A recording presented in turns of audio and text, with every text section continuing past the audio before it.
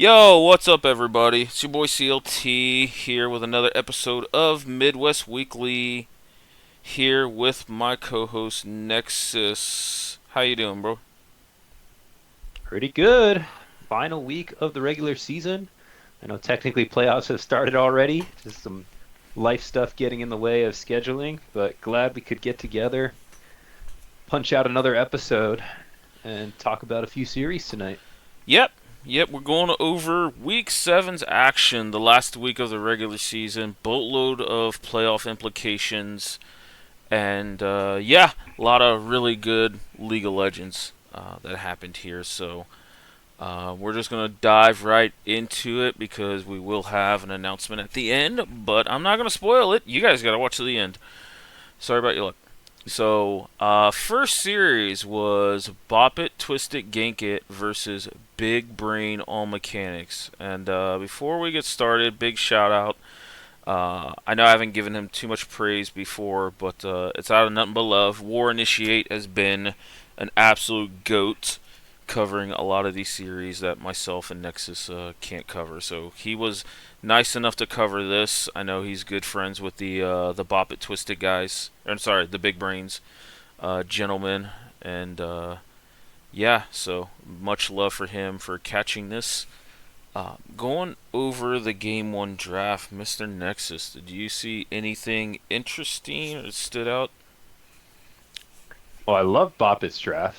I think that's the first thing that jumps out at you. Shen Nocturne, that's a classic just dive comp that they've got themselves set up for. And so love to see that pairing specifically because those aren't necessarily two meta champions, but when they're alongside together, I mean they're a pretty formidable top side. And then on the flip side, we had Kazulan, Malzahar. No, that's a classic. The answer was, or sorry, the Malzahar was picked into the Mel, which was pretty interesting to me. But I think just speaking to comfort and a few other comfort picks on the side of Big Brain. You know, we've seen Lelandthor on Yorick before, and then just rest of the map, Pantheon in the jungle. It looked like a pretty even draft on paper. Yeah, I don't disagree. I like kind of the drafts on both sides. I typically prefer Yunara with enchanters and a lot of beefcakes in front of her. Though I don't think with Yorick here it's the most amount of appeal in front of her.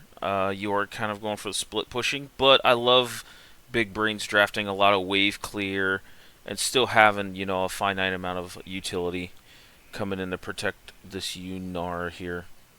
But side note that I did not touch on is Big Brains was again without their jungler Cosmic Mo. Marth Stoner ended up subbing in here, so that was also kind of a blow to the Big Brains teams. Yeah, definitely a missing piece. I know Cosmic Mo throughout the whole split has been really a driving force behind the Big Brains early game and probably one of the better early game junglers in the league, despite Big Brains kind of lower placement in the standings at the end of it all. So definitely missed, but good on Marstoner for stepping up.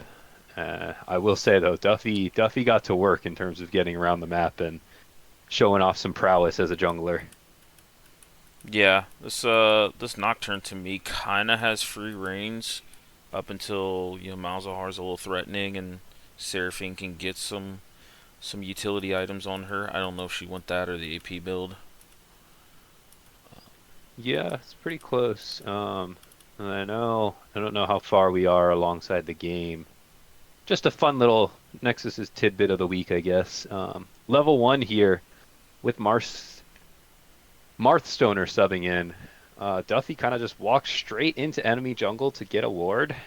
This is why you don't skill things at level one if you can help it, guys, because Pantheon had skilled Q. If he had skilled W, or rather skilled nothing and then skilled W upon seeing an enemy walk in pretty vulnerable, that could have been a great start for the side of Big Brains off of a kill with that done, but they don't get it, and the game continues.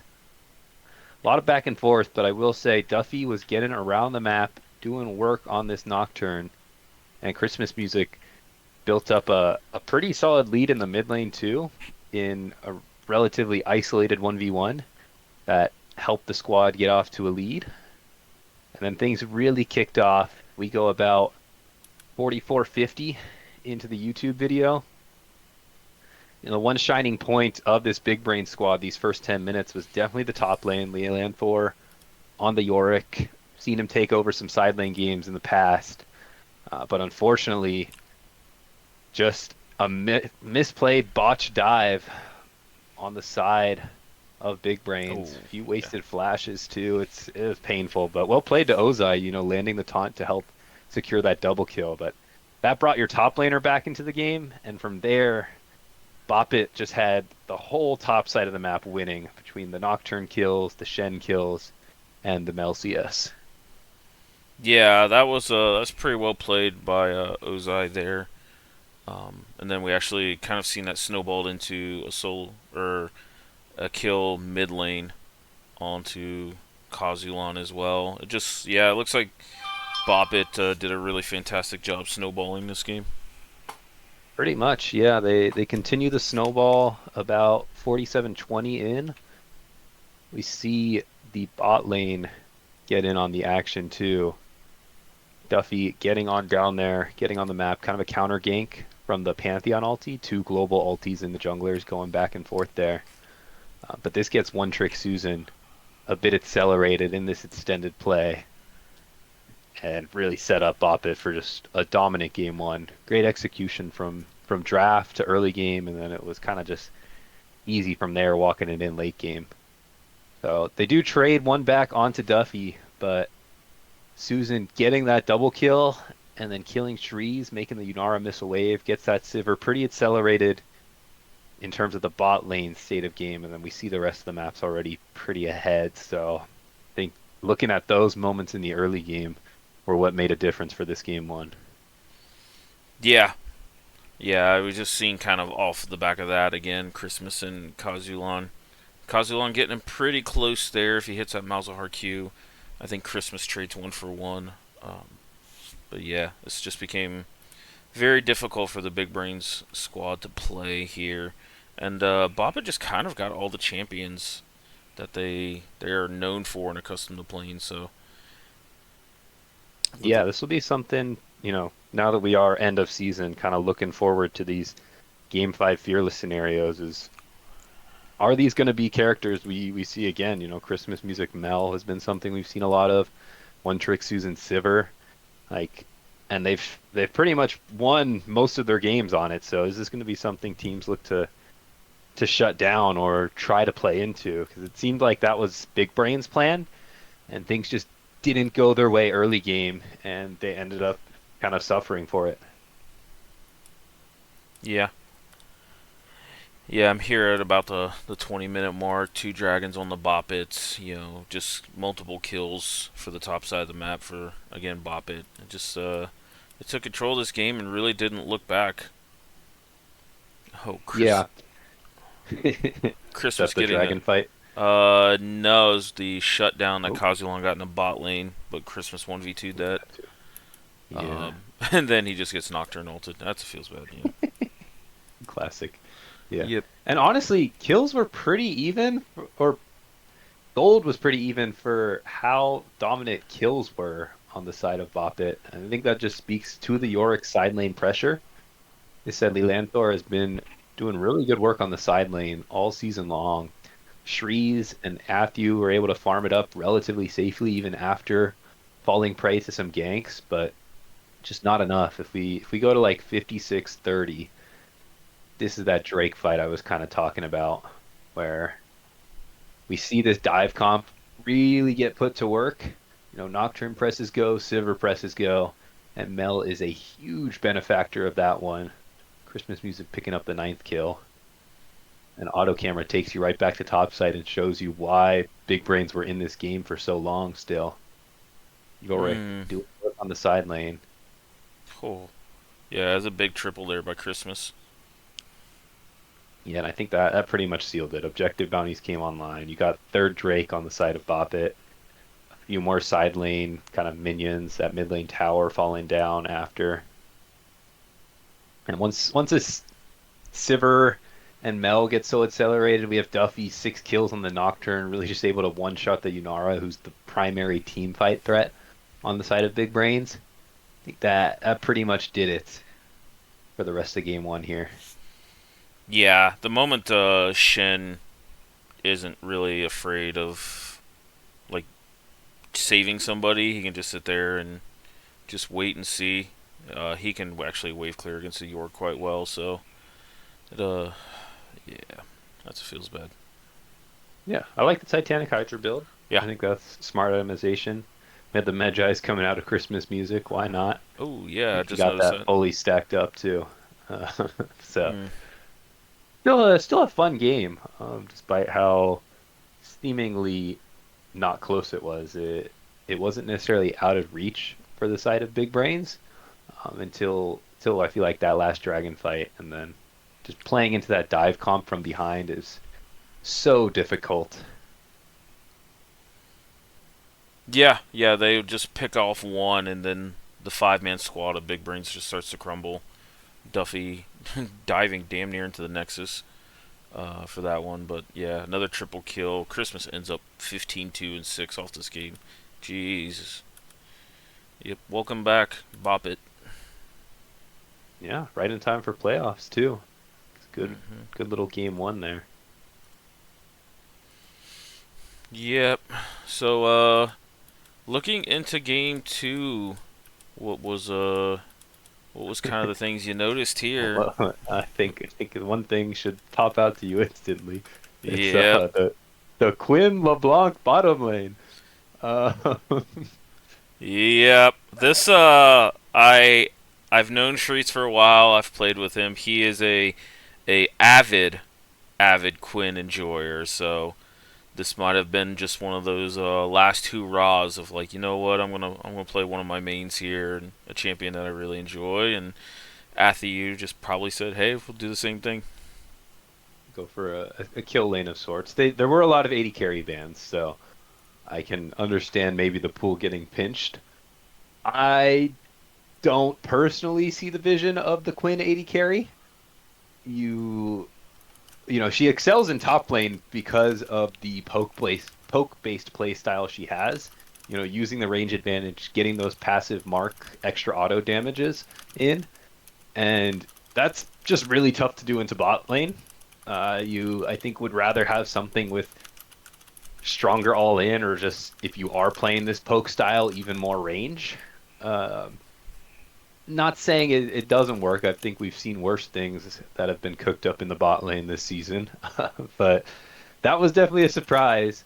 And I don't think it ended up panning out for them as they wanted it to. I think the matchup's fine. I like the LeBlanc, help bolster that damage and kind of all in pressure bot. And it looks like, they were able to kind of get some prio early, but Thordle Thresh here really able to keep that lane in their favor, hitting a few crucial death sentences. Maybe if that doesn't happen, the lane goes better and you can start to play around this roaming level 6 Quinn. I don't know if there was a game plan there, but I'm not much buying it. Yeah, yeah. This looks like a tough lane for them, and I think this is a hard spot to pick it into. To be perfectly honest. Yeah, we can look at about 125-35, the YouTube video. We see an early 2v2 breakout, and it's Thordle just hitting a clutch thresh hook here to kick things off. And then we see in the prolonged fight, the Zeri's just going to output more damage than the Quinn. Uh, and then if you're playing the poke game, they never really got around to playing the poke game. So, yes, the Zeri's traded back by Atheus LeBlanc, but that's still 2-for-1. And things look really good for Boppet off the get-go in that bottom lane. And I think once you kind of fall behind like that early, lane was going to be really tough for them going forward. Yeah, man, this draft. I mean, I do like the Vagar mid for the most part. Except for into the Mordekaiser, there's not much that is getting through to it. So it's a very good way of just like standing your ground. And there is some things in front of it, but yeah, it definitely looked like they kind of just I don't want to say for fun it, but they just kind of was like, let's be a lot looser on this draft. Who wants to play what? Yeah, So yeah. that's fair too. You know, Mm-hmm. it is comfort, like you said. Shree's Quinn is kind of a comfort pick, and maybe it catches them by surprise if Mm-hmm. those thresh hooks go a little bit wider. Just didn't happen this game. And then the other thing, not to nitpick on the draft too much, but you are going Sejuani, and then you really only have the Alawi Mordekaiser lane to play through. Usually Sejuani wants to be playing around melee lanes, stacks up the passive quicker, plays to the skirmishing potential better, and ganking a Mordekaiser is pretty tough. There's not much setup going on there, so I think not really setting up the substitute jungler for much success either. But on the flip side, great draft from Boppet, very versatile, two strong carries for themselves, solid front line between Poppy, Mordekaiser, and then some decent playmaking with the Thordle Thresh. So liked what I saw there, and we can kind of see it on display go into about hour 41. I know this is zooming ahead quite a little bit, but it was mostly some back and forth with Boppet slowly taking a lead. But we see a big fight break out around the river here, 16 minutes in with the Rift Herald spawning. Yeah, looking at this, the Enderthor getting ulted here. Some Mordekaiser's pretty big. Definitely looks a lot better with AP over the AD variant we've seen last week. Hint, hint, yeah. Yeah, yeah. That one's coming up later on the episode, I believe. But yeah, just an overchase too from Big Brains. They actually had this fight in the bag for themselves, but chasing into those two marksmen of Christmas Music and Susan, who were able to just mow down three members of Big Brains, really cost them because it looks like they were maybe having an angle to come back here, and there's you still have great zone control on the side of Big Brains, just between Vagar and LeBlanc setting up. Sejuani standing in front of all that, and then Quinn maybe just roaming around playing for this side lane Lelandor Alawi, who you know is able to pick up solo kills and keep pressure up onto Ozai. But having that Rift Herald fight not go their way, it's really the beginning of their downfall in this game too here, as you got Christmas Music with a bunch of kills, Susan with a bunch of kills, and those are two very potent carries here in the Rec League. With on the side of Big Brains, not much threat onto those carries. So I think Actually, that would put it game two into wraps for me. yeah. I actually just noticed this is Christmas on the Corki, not something we've seen this split. So definitely looks like he wanted to give this a go to maybe give some people things to talk about here in the playoffs, knowing that it's a BO5. Oh yeah, I'm a Christmas Music enjoyer. I think definitely the most comfortable on his control mages, but last week we saw the Irelia come out and absolutely smoke MTE. This week we're seeing the Corki come out more AD based, and that opens up a lot of different options as a team. You can put Ozai on the AP Mordekaiser, and so that will be interesting. Once again, Game 5 Fearless best of 5 Fearless right around the corner, and it does matter when you get to those later games. Champ pool is a huge factor, especially when you're trying to keep things cohesive as a team draft. Yeah. Yep, I like the look from them. I like what they've shown the last 2 weeks. Kind of getting a little bit back in form, but throwing a few mixes into there in the draft with the as you mentioned the Irelia, the Corki. So looking like they're kind of coming back to their strides, and it's going to be pretty dangerous here in the playoffs.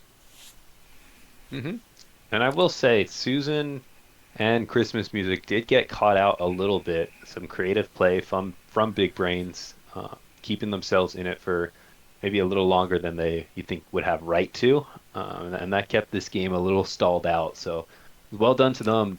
This is a team that's been really good all split at playing the map.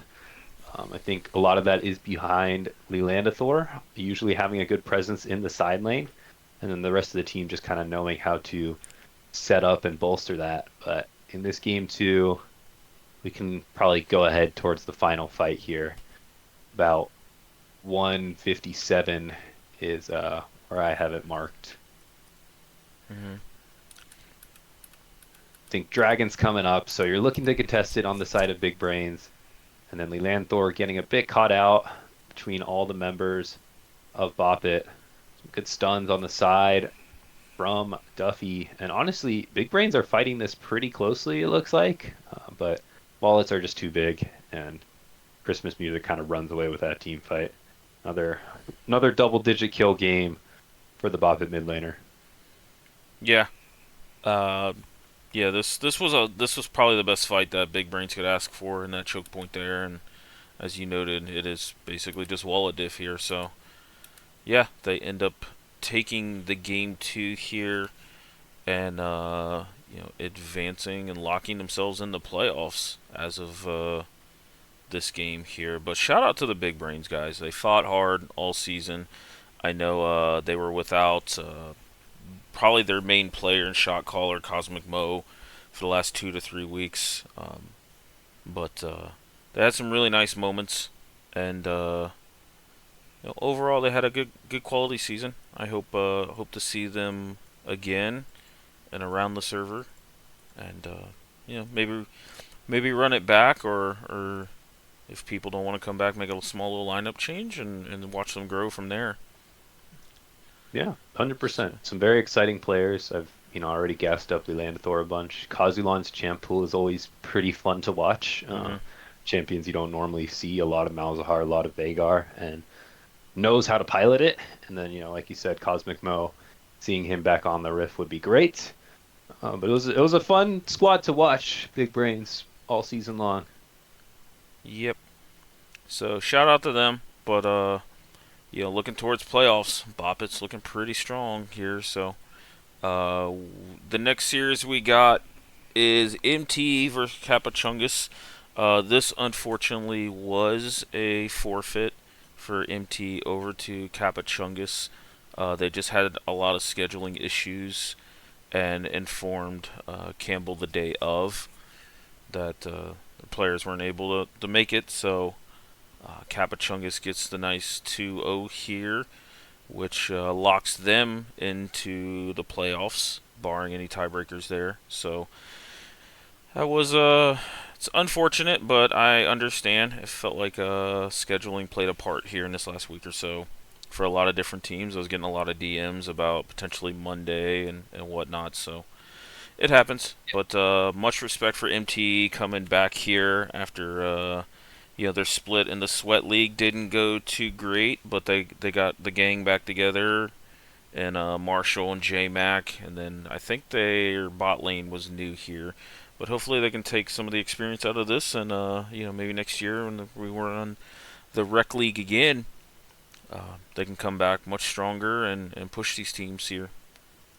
Yeah, 100%. I feel like that was a team that we really saw week after week improve in drafts specifically. No, that's one of the main things we touch on here. So that's always nice to see is when teams are really growing and looks like they're kind of, even if they're not listening, but maybe implementing our feedback or maybe just improving on their own end. It was nice to see some unique picks come out of them as well. And would love to see them back. Hopefully, somewhat revamped, rejuvenated, whatever that looks like, whether that's roster or players, and maybe have a little bit of a better run on the next go.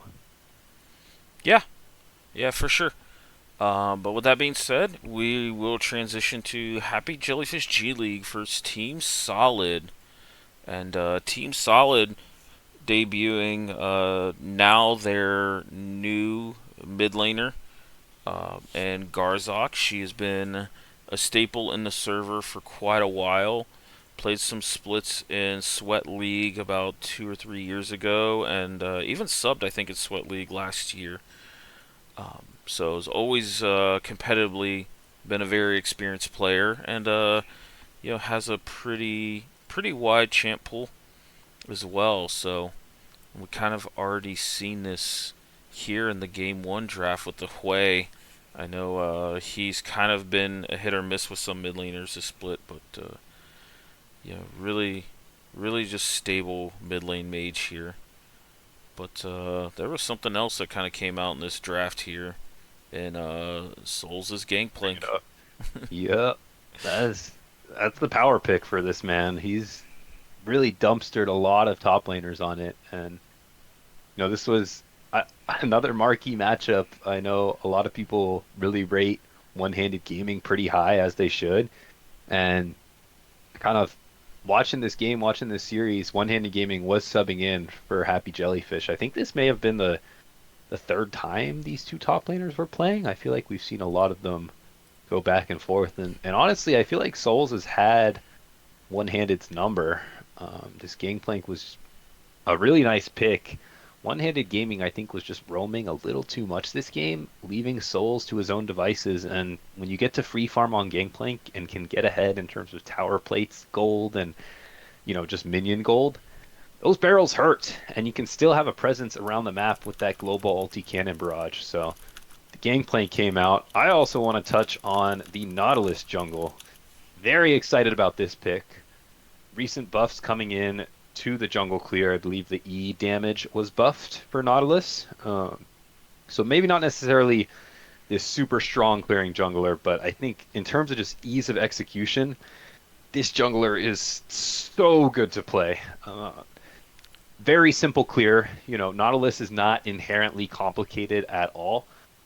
Huge hook hitbox and then point and click ulti. I think this should be a champion that really every jungler at least looks towards, because you have both a powerful flex option, and then even if you put it in the jungle, it's great ganking potential and really easy to execute team fighting, all while now having a pretty healthy clear. So was excited to see the Nautilus jungle come out of this second series of the week here.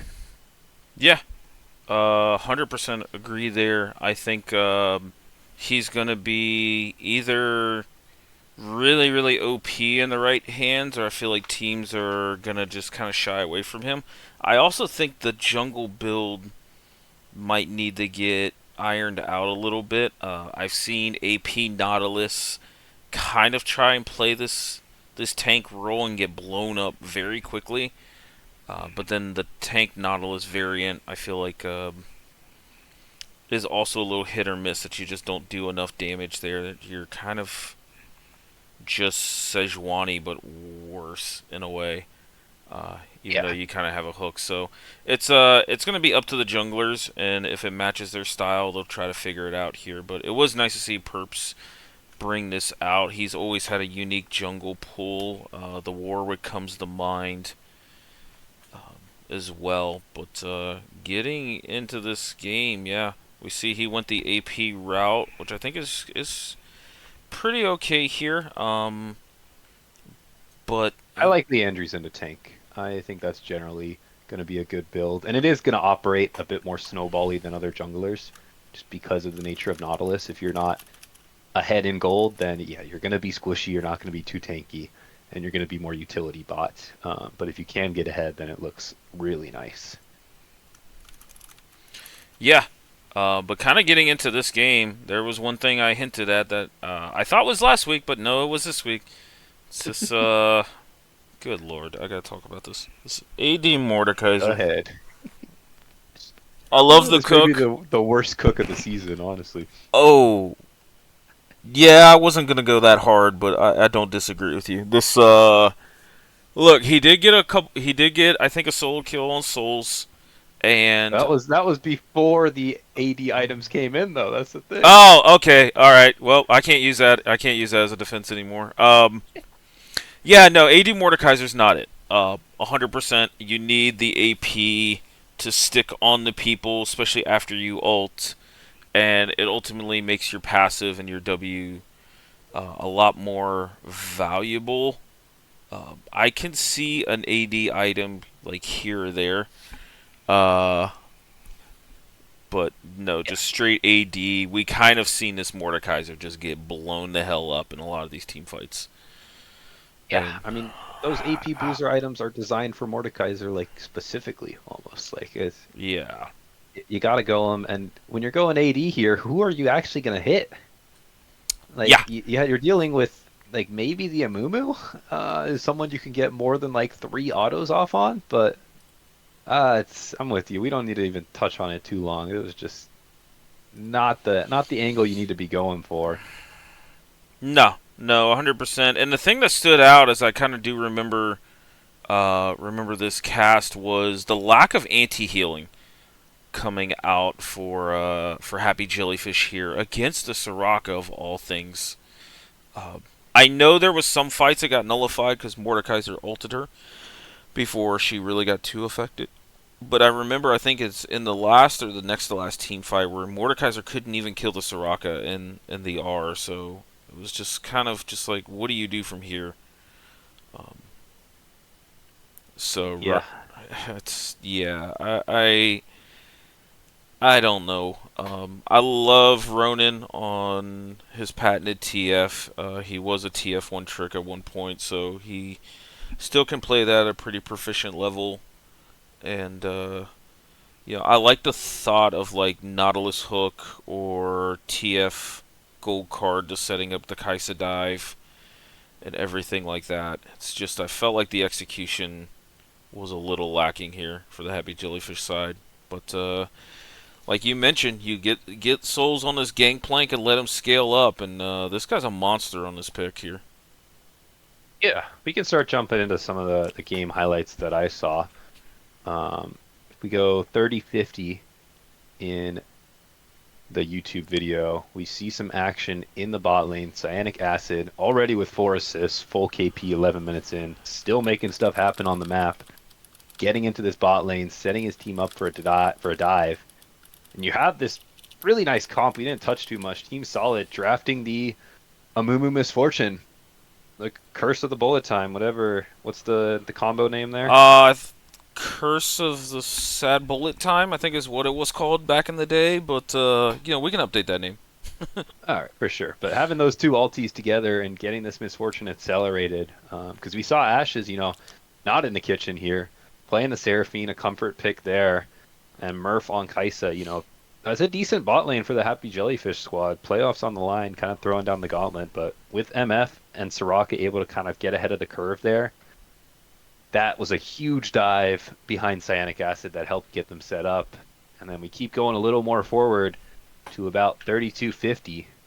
Just a little later, we see a fight break out around this second dragon. Gold is still relatively even here within 2K, but EF ultis in to start things off. Squeezy gets caught out, actually. A great ulti from Ashes to help set that up. Great counter ulti from V7. Early game bullet time doesn't do too much, but when you can get it fully stacked like that, it does work. But this is where Premier of Garzok really showed up. Most of the resources were already blown onto other members of the Team Solid squad, and then Garzok was just able to clean up here. I mean, 14-minute quadra kill is great looks for the Hui. Yeah, she played this beautifully. Picked all the right spells on Hui. Was on the one item spike here. You couldn't have asked for much more out of the Hui here for that. And then the fact that Souls is just free hitting top during all of this. Yeah, I mean, One-Handed Gaming just walked down, and this is what I touched on a little bit earlier is, you have this matchup, and, regardless of the build, when you leave top lane like that and just give over your tower, give over 2-3 waves, and don't accomplish anything, it's never going to work out well for you. You're just giving up resources for free. I don't know if he had TP or not. I think he did, but even still, it's just kind of a risky maneuver too. Like if you don't know you're going to get anything, why bother walking all the way down here? And sticks around too, not really farming up too much. Mordekaiser just not able to accomplish much in this game one here, and Souls was really off to the races after that. And this is after his two carries just kind of got accelerated from the game thanks to some good team fighting and good skirmishing. out of Team Solid. Yeah, I mean, it's got to be absolutely refreshing playing like a top lane carry. You're like, okay, I've got to make some stuff happen around the map, and even though GP kind of cheats that a little bit with the ult, just the fact that he's being left alone here and his team's still winning in the bot side of it is pretty nice. But this to me, like, this is a Team Solid comp through and through. They're the only ones running the Amumu Misfortune, and then just kind of filling in the gaps. I really like what they've been doing this back half of the season with their drafts. They don't. They're only cooking in like per se limited spots, and they're doing them like when the time is right as well. Pulling out this GP here, for example. So. Yeah, I agree. And we can look at another explosive dragon fight here, about 41 minutes in. Gold still, relatively even. Ronan getting around the map, keeping his team in it uh, with that side lane TF play, and then the rest of the squad doing all right. But we see teams Solid go for the Drake while Happy Jellyfish go for the mid lane. That global cannon barrage slows things down. And then the call to contest is still there after the dragon dies. Early TP out of Garzok's way. I want to point that out. That was great. Ash's ulties catches too, and it just really chaos breaks loose. But Souls is able to hit. One-handed gaming trying to close the gap does do so on this Mordekaiser a little bit, but this is that same thing is like maybe those are quicker kills if it's AP versus AD. And ultimately, it's Souls who really cleans up that fight, picking up a 5th kill on that gangplank. Team Solid also picking up that Drake, and that was another huge swing of gold for them, thanks to more really solid team fighting out of the team and executing on the team fighting comp that they drafted. Yeah, yeah. This is where Team Solid's comp is just already feeling really good. I love the Serpent's Fang second. I know Gangplank still kind of pivots into crit, but the fact that you're against Mordekaiser's shield, Nautilus shield, Kai'Sa shield to some degree, she is building on hit, so it gets a little AP there. But Seraphine shields as well. I think it was a pretty good pickup, but nice use of the Gangplank ult in that whole situation to kind of delay the mid lane push. They were looking to trade mid lane turret for Dragon. So, Souls again showing proficiency on this Gangplank. Yeah, and I have two more fights for us to kind of look at here.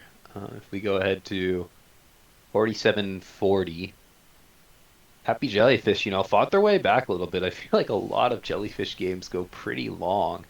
I don't know, who's kind of in the comms there, Ronan, Ashes, Perps, whoever's doing it to keep the team in it. They know how to stall out, but we see that Curse of the Sad Mummy into Bullet Time combo come out. Does get canceled pretty quickly. And I think this is one of the fights you were talking about where one-handed gaming on this AD Mordekaiser ulties the Soraka, but still takes like a ridiculously long time to kill her.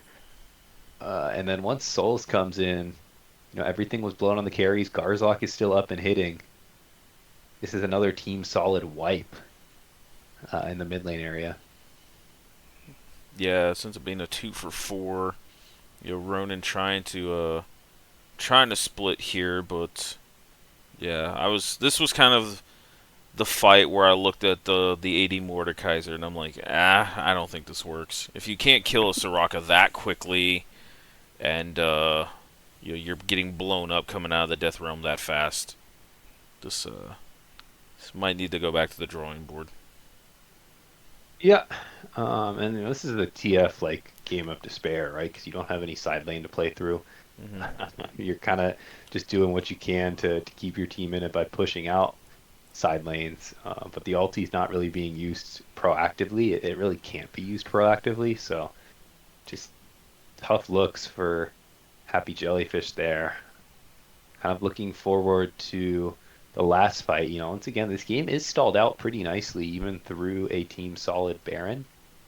But if we go forward to 54-40, kind of after that aforementioned Baron, Team Solid picking up the Cloud Soul. It's pretty nice Dragon Soul for their squad.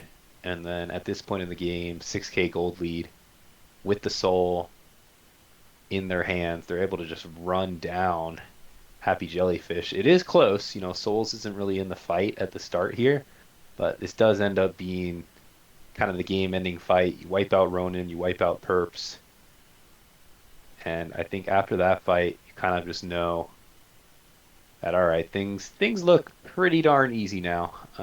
They're able to transition those kills into Baron, and then we're kind of just fast forwarding a lot here, but with that Baron, they just kind of easily walk it in, knock down some inhibs, use Baron siege minions, and that's game one going over to Team Solid. Yep. I think they played this as methodically as they could. Overall, getting the Dragon Soul, getting the Barons, just playing this game out pretty properly, uh, which is nice of them in that regard. So Yeah, Team Solid plays some ethical League of Legends. yeah, yeah, they do, and that's kind of what I enjoy about them is they don't really overreach, which I think is pretty easy to do in this game state in this meta right now. So yeah, they keep it simple, they keep it by the book, and just keeps producing wins. So that was game one, going over their way. Looking forward now to game two. We see another really solid draft out of Team Solid, playing this very set front to back comp. You have Jinx, Lulu, Sejuani as your topside, Renekton as another beefy topside for Souls, and Garzok, Anivia. You want to drop your Anivia thoughts here? So I think this is a pretty good game for Anivia as a B5 here. I think it's if played and spaced out correctly, it's pretty good in the Swain, and I do love Anivia in the Hecarim. Even if you don't get the fully completed Storm, there's a lot of slows, and if you're really good with the walls, you can make Hecarim's life pretty miserable. I'm not a great big fan of the range coming out of the bot lane for Happy Jellyfish. Like Anivia really struggles with like Jhin, Karma, and champs like that, but she has a really good like just beefy front line, and kind of what I mentioned earlier. It's like this comp is pretty straightforward, pretty simple to play. Renekton Sejuani, you know exactly where the Sejuani wants to go to at the first part of this game. You have Lulu Jinx, pretty self-sufficient bot lane, and then this Anivia is just here for just stability, wave clear duty. She's good at all parts of the game, and it's just Yeah. it's a really really nice pick with what Happy Jellyfish is showing. Yeah, you have, lanes that can kind of cover for maybe the weaker Anivia lane. And the thing I definitely saw, I know Arctic pointed it out. Shout out to Arctic for jumping on the cast. But the only go button for Happy Jellyfish is this Hecarim. And so your Anivia is really not at much threat of, getting dived on and can stop any dive that Happy Jellyfish has. That wall is a massive, just cuck maneuver into the Hecarim set, and even the Swain makes it really tough for them to play. So love to see that on B5. So despite some more comfort picks coming out from Happy Jellyfish, they got maybe bamboozled by this Anivia here, uh, just due to how these champions like to play. Yeah, 100% agree with you. That's another thing I didn't touch on is just there's just not there's not many go buttons, and then even the one in the Hecarim, he's going so far away from his team that I think he just gets blown up easily, and I think we've seen that quite a bit this game. I do say Ronan played this laning phase pretty well overall, and Perps did make a lot of tempo plays in this early game that I remember here. So they tried to play this comp pretty well, um, and for the most part did, but just the scaling on this set or on the Team Solid comp just Yeah. got got to them. Talking about laning, Ashes and Murph did work on this Karma Jhin. Exactly how you want to play the lane. Get in their face, use the range advantage, and the early bottom lead was really the story of this Happy Jellyfish game. Um, They're able to pick up, I think, a 2v2 kill here or there.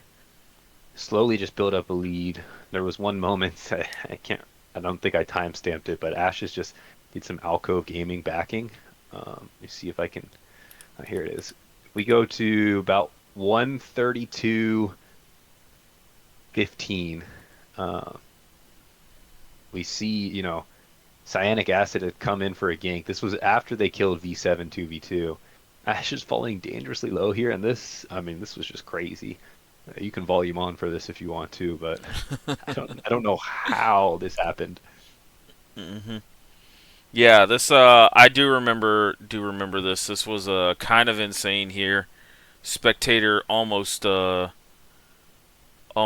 the moment, going panning up the top lane, but yeah, you gotta go around that corner. I just had to point that out. Hmm. But yeah, the Ashes Murph bot lane here was doing really good work, just setting up this Karma and Jin, and that eventually transitioned them into three Drakes, which was kind of how they were looking to play this early game. This was a comp that had to get ahead due to the other side scaling of Jinx and Anivia, and they did that. Jin walked out of lane with a few kills, with very dominant gold lead off of plates and a few minions. So it was looking good for Happy Jellyfish at the start here. I think where we saw it turn around was about, this may be jumping a little too far ahead, but hour 48:20. Uh, it was continual snowballing out of the Happy Jellyfish bottom lane. Like I said, those three Drakes ended up getting picked up. Top lane remained relatively even. Uh, I do want to touch a little bit on this Jin first item Serpents as well. Not a fan. I think it's better to just get your core crit items first. You're really limiting yourself in the damage department, especially because most of the time you're going to be hitting Sejuani and Renekton. The only shields you're dealing with are Lulu, which are a lot of shields, but I think that's just an item you have to buy later on. So, not too much of a fan of that.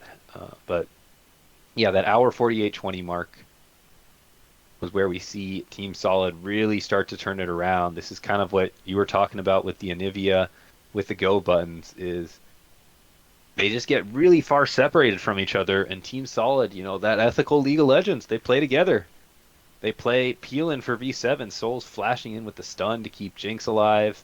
And then from here, V7 is able to get pretty far ahead. Love how this team plays, very standard tanky top side, and then great peel around 7 to enable your 80 carry to pop off.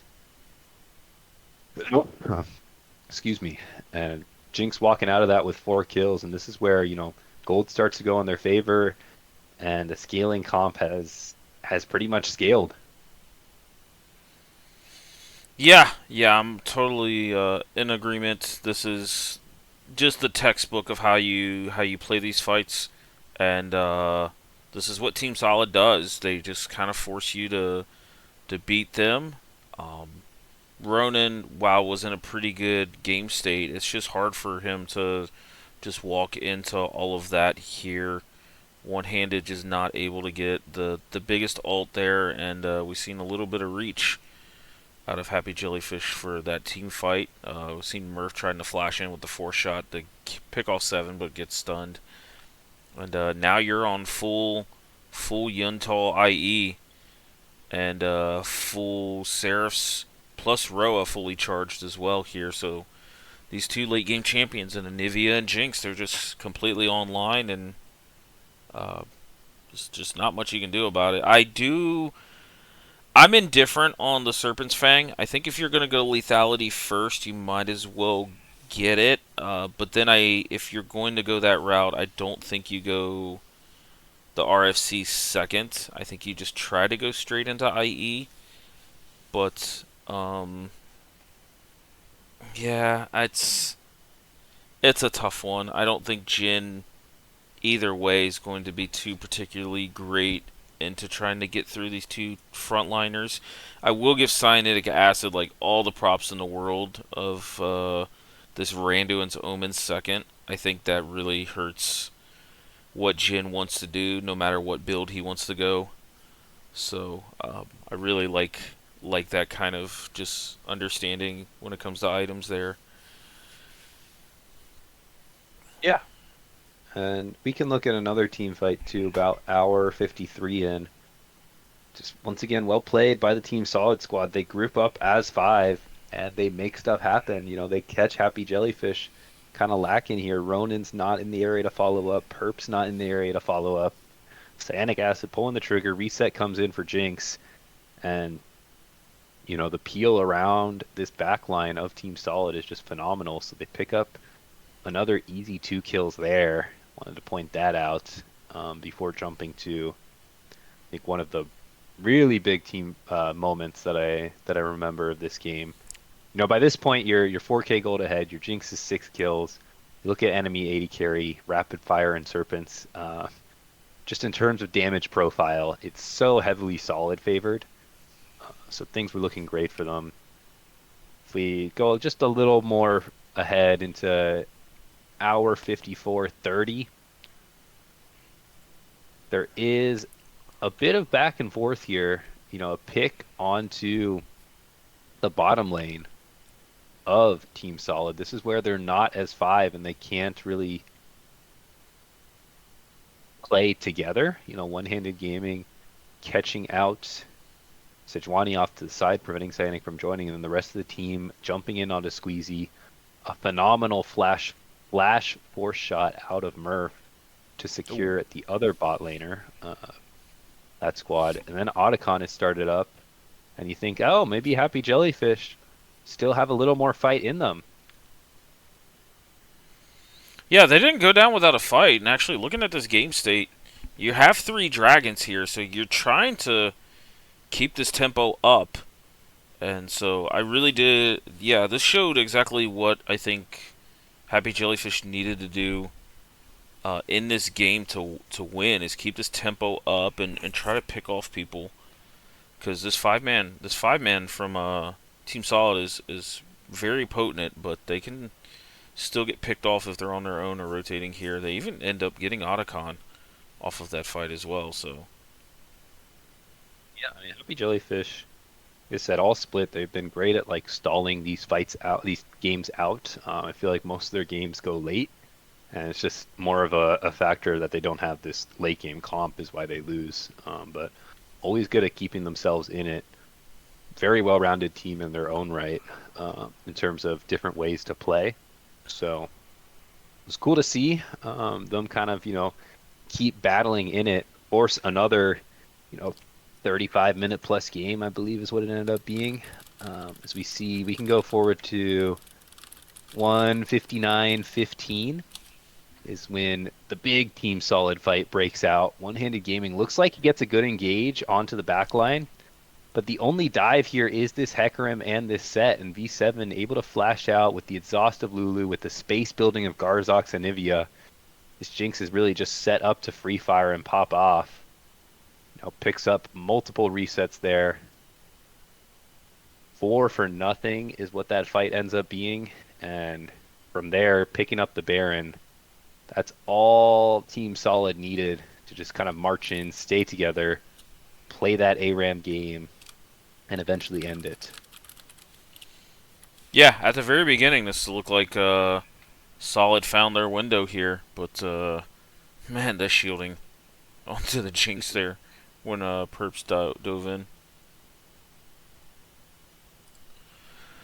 was pretty insane. I love Squeezy's Lulu here. Anytime one-handed dove in was an instant polymorph, just to try and not get off the stun or the big W that he's known to pull off on this champion.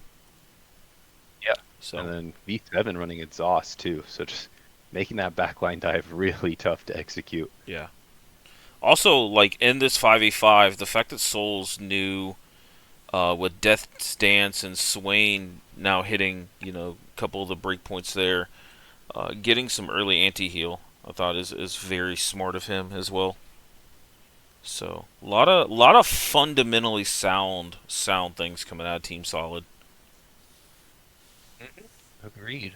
And that's what you're looking towards come playoffs. Is this is just a reliable team in terms of how they play. It's very replicatable, and we'll see if they'll be able to do so come their Saturday match against Boppet.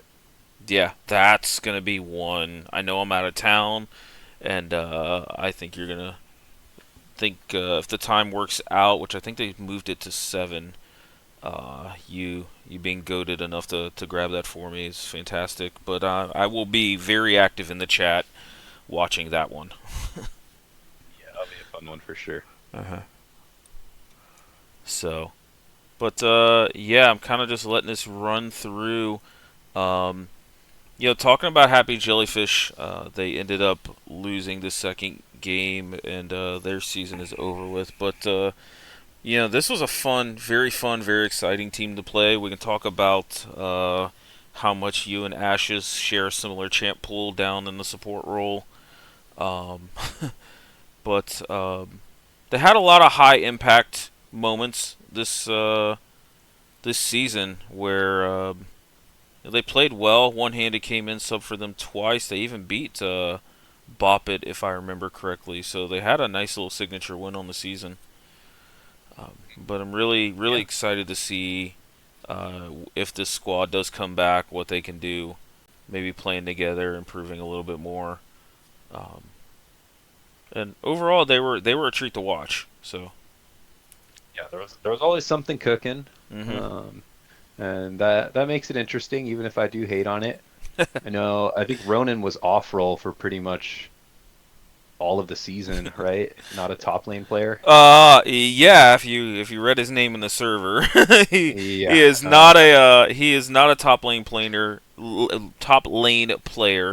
But he's been around the block. He played jungle for me last split in Sweat League, and was a former TF one trick, so probably played quite a bit of mid there as well. He's been around the map in a few different roles here, but he's actually one of the nicest guys in the world. Even though I rag on him and he can be annoying in the server, but it's out of love. Just gonna say the Discord name thing. Yeah, I check it loosely. Have you seen his latest Discord name? I think so. Take a look. It's a treat. What I do? Oh, this was a shot at you. Oh, soup. Next is number 1.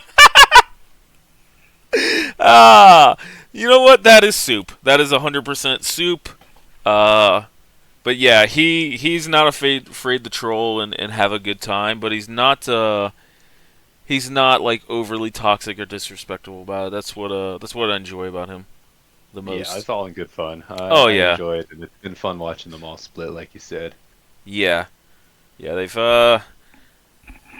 they were a fun team, and Ash's vie for being the only person to win Rec and Sweat League in the same year comes to an end. In that regard, but like you said, there's always a lot of cook. There's always a lot of fun when it comes to casting their games. Final series here. So yeah, we will transition to the final series here, which is back-to-back series of the week. The Caster Curse is involved in. They played Team Solid last week in a very epic 3-game series, and came back and wanted to do it again here versus MN Misfits. Just can't give you a break. Another 3-hour series for you to cast.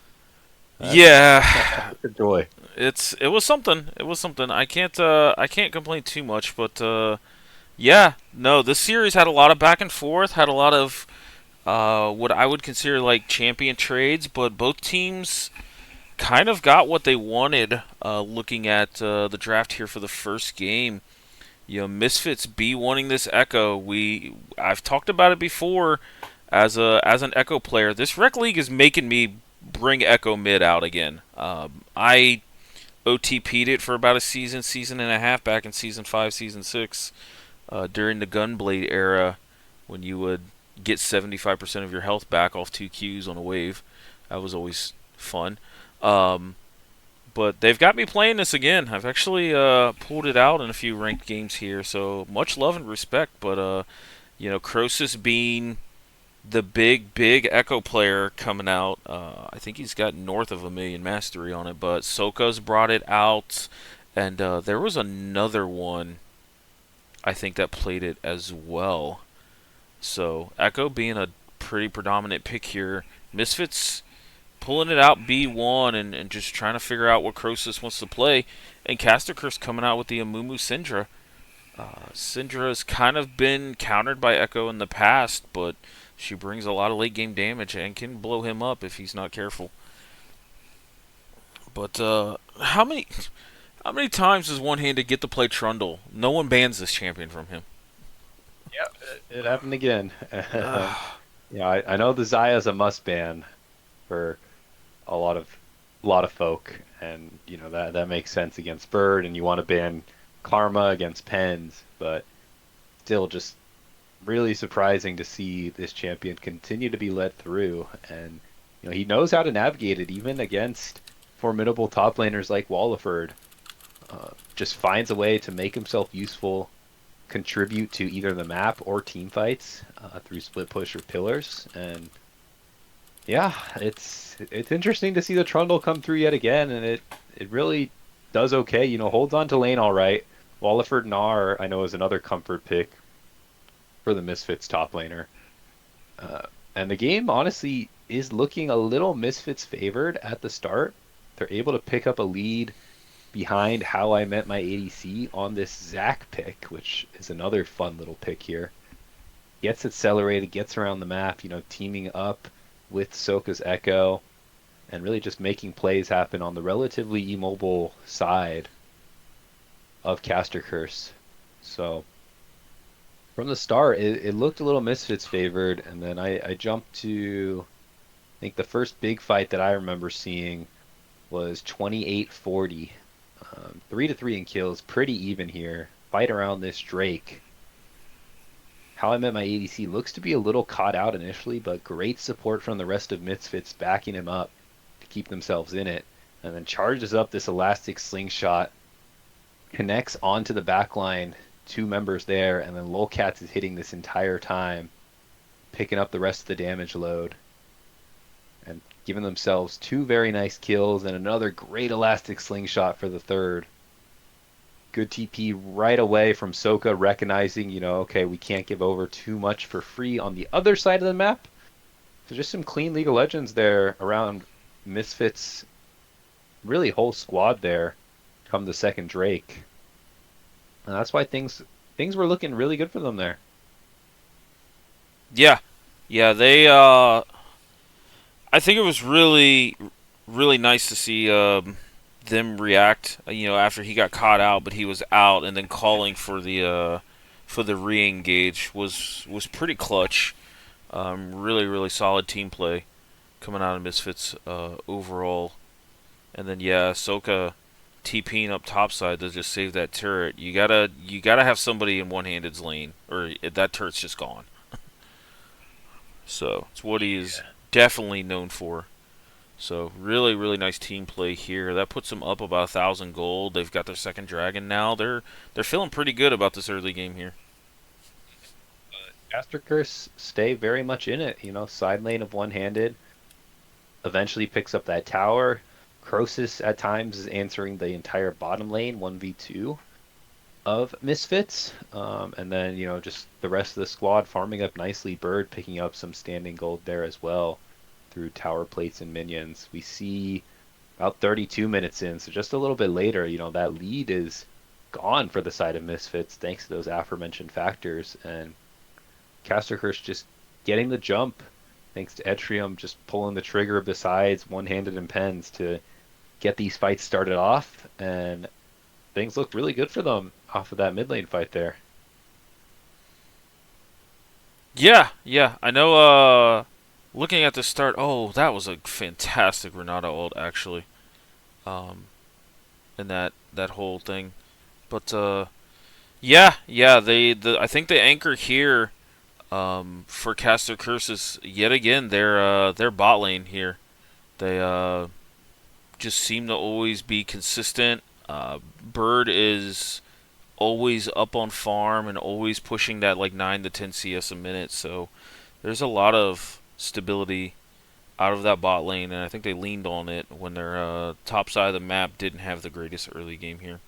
And also, Yannara is just a really, really solid champion into what Misfits is throwing at them.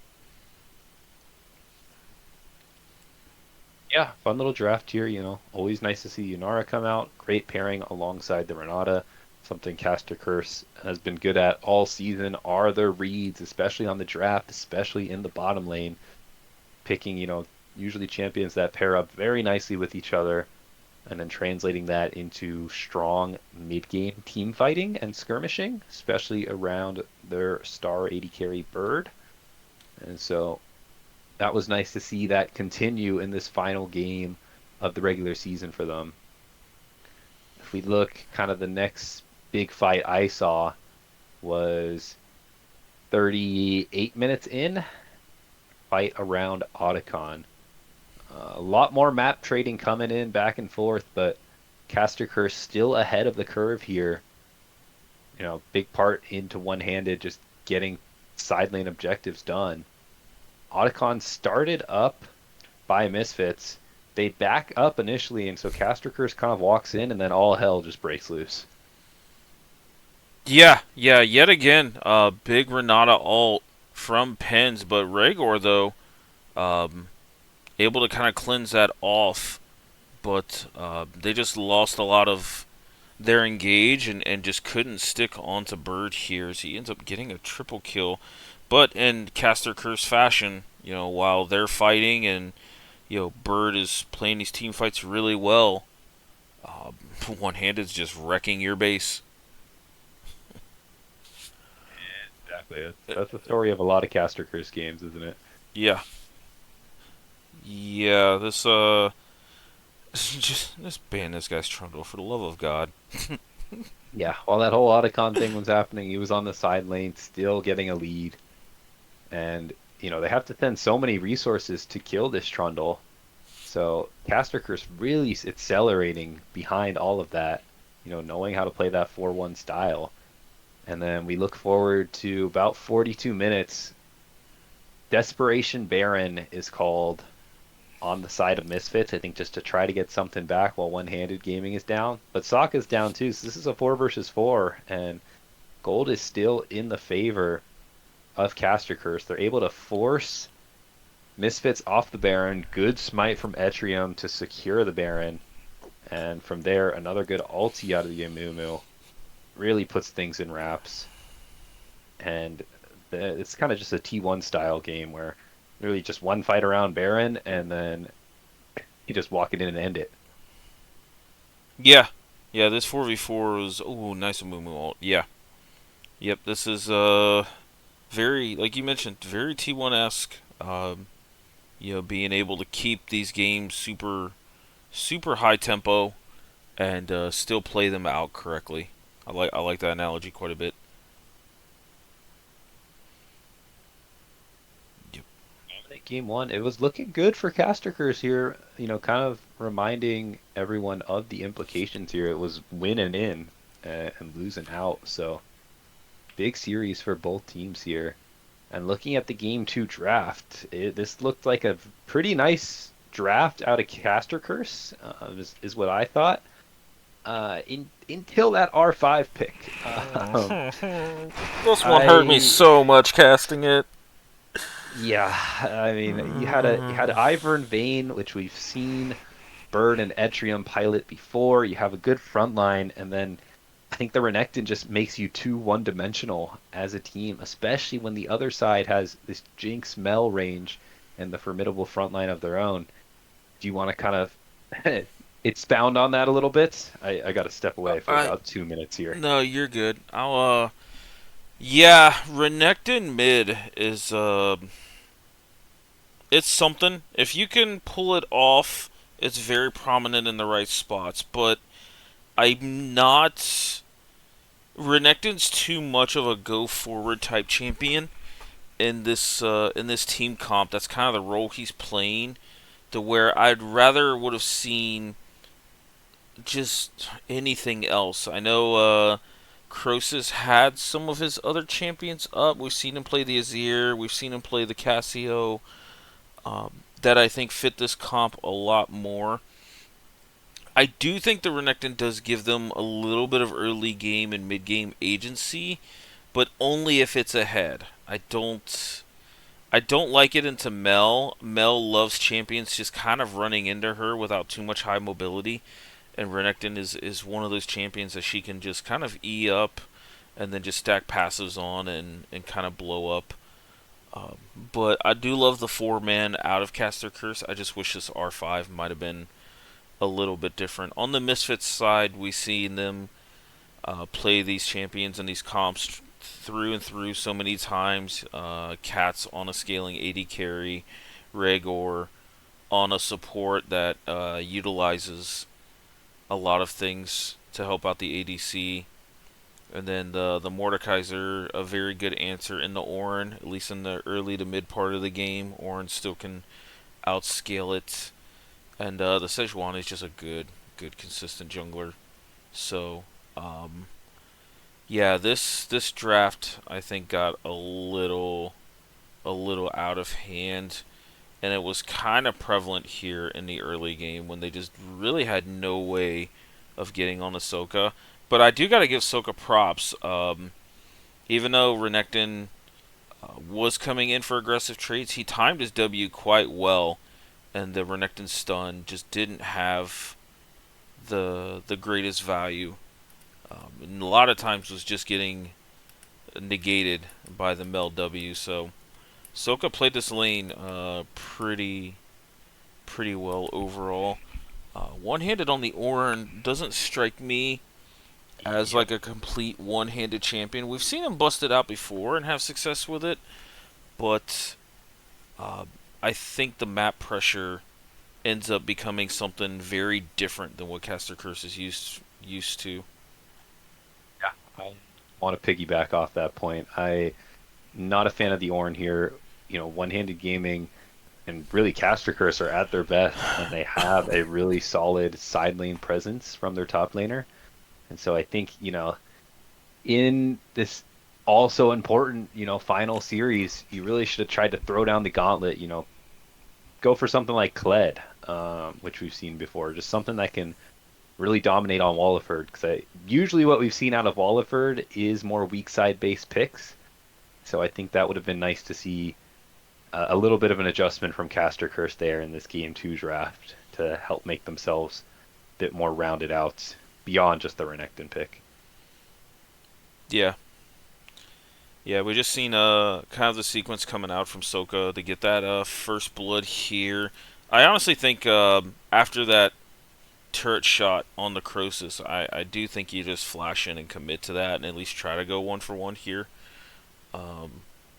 Yeah, in regard to that, because Renekton is always going to benefit from 1-for-1s more so than like a mage, just because his item completions are much more important to him, where mages are more lenient on their abilities. Yeah, so agreed. And beyond that first blood, it was honestly a really slow early game. Not too much was happening in this game too. I think both teams content to just try to scale it up and see where the game goes from there. So not too much action. Maybe the least bloody like 10 minutes or so that we've seen out of Rec League teams. I think the first.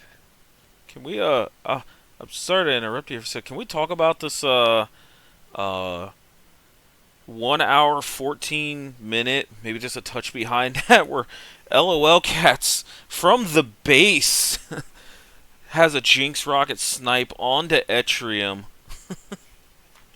to get. Oh my gosh! Yeah, I remember casting this now. Yeah, sniper moment there from Cats out of the bot lane, and early kill on Jinx. Can't complain about those. Always good. Yeah, what a shot too. I mean, Whew. that was solid. We see the Renekton go for the all-in too, just not enough damage. So yeah, not much early game action in terms of large fight, but a few kills here or there. That Jinx rocket pretty nice to keep the Jinx Braum lane feeling comfortable. And yeah, I don't remember too much happening. You know, feel free to stop me if something else comes up. Otherwise, I want to go all the way up to 127.40, where if we do have still a few more kills back and forth, but gold dead even, uh, and a fight breaks out here. Etrium caught out, flashes out, still caught by the glacial prison though. But yeah, man, you could just let the fight take over here. It's chaos breaks out. The dive comes through of the Renekton and the Ornn. Doesn't have too much damage though. Exactly what you've been talking about last few minutes here. It's all on Bird, so Bird's off to the side doing damage, but the back line of Lolcat, How I Met My ADC, and Rhaegar are able to kite back pretty comfortably, still get a reset on themselves. And so despite the fact that they do pick up a few kills, you're really left thinking that could have been more, if some of these picks were a little different. Another great snipe from Lolcat as well at the end of that fight. And so both AD carries walking out of this team fight with 4 kills each. Lolcats actually picks up a fifth on the tail end there. And one-handed gaming on this Ornn just doesn't have that same level of kill pressure. Oh, nice blue trinket there, yeah. Yeah, so it was a great fight around that dragon. Good positioning out of Caster Curse to really have that one go their way. And I don't think these front to backs necessarily should be going their way. But hats off to them for making that happen. But Lolcats was able to get some massive gold off that, and that comes in handy the next big team fight here. Oh, yeah, I remember. This game's coming back to me more and more. I was not a fan of a lot of the shopkeeper decisions out of the Caster Curse here. Yeah, I mean, I understand the Shurelya's as far as the movement speed and the Ardent Center, but I think the Shurelya's comes in a little bit later. You have so much beef in front of this vein that Redemption works in. I'm not also a big fan of the Hollow Radiance. I think with double MR and AP champions that don't really cut through MR that well, that Force of Nature is a lot better as well, so that way you can at least go to Randuin's. But building this Heartsteel second was also like a feels bad moment. Um, Yeah. I, The tabbies as well, right? Like Mercs would have been better, and then yeah, Randuin. yeah, it's yeah, I would have loved to seen this mid game with a lot better item decisions overall from the Caster Curse side, because it ends up becoming just basically a Bird versus LOL Cats, but Cats is supporting Cast. Yeah, say that 5 times fast. Was like much better suited and overall was a better 4-man squad around it for this game. Yeah, I think it's just so much easier to execute on the side of Misfits. Whereas, Bird, we've seen some great moments out of this AD carry, but just not able to make it happen on this go around. I know I mentioned that kind of next Jinx team fight. I don't know if we've skipped ahead of that now, but about 1:30-40 is where you really see more action start to break out. Yeah, we're just having this fight run as you were talking, but yeah, this mid Oh, lane fight. perfect. Yeah. Yeah, but you see that Lolcat's gold come in, and there's just not as much damage on the side of Caster Curse, nor tankiness really. Once that Jinx gets the reset on 2 items with the Yumtal and the IE, able to just cut through them. This ARAM style of game is always going to favor 2 carries. Uh, Mhm. just like I said, ease of execution, regardless of any level. So that was cool to see that kind of play out.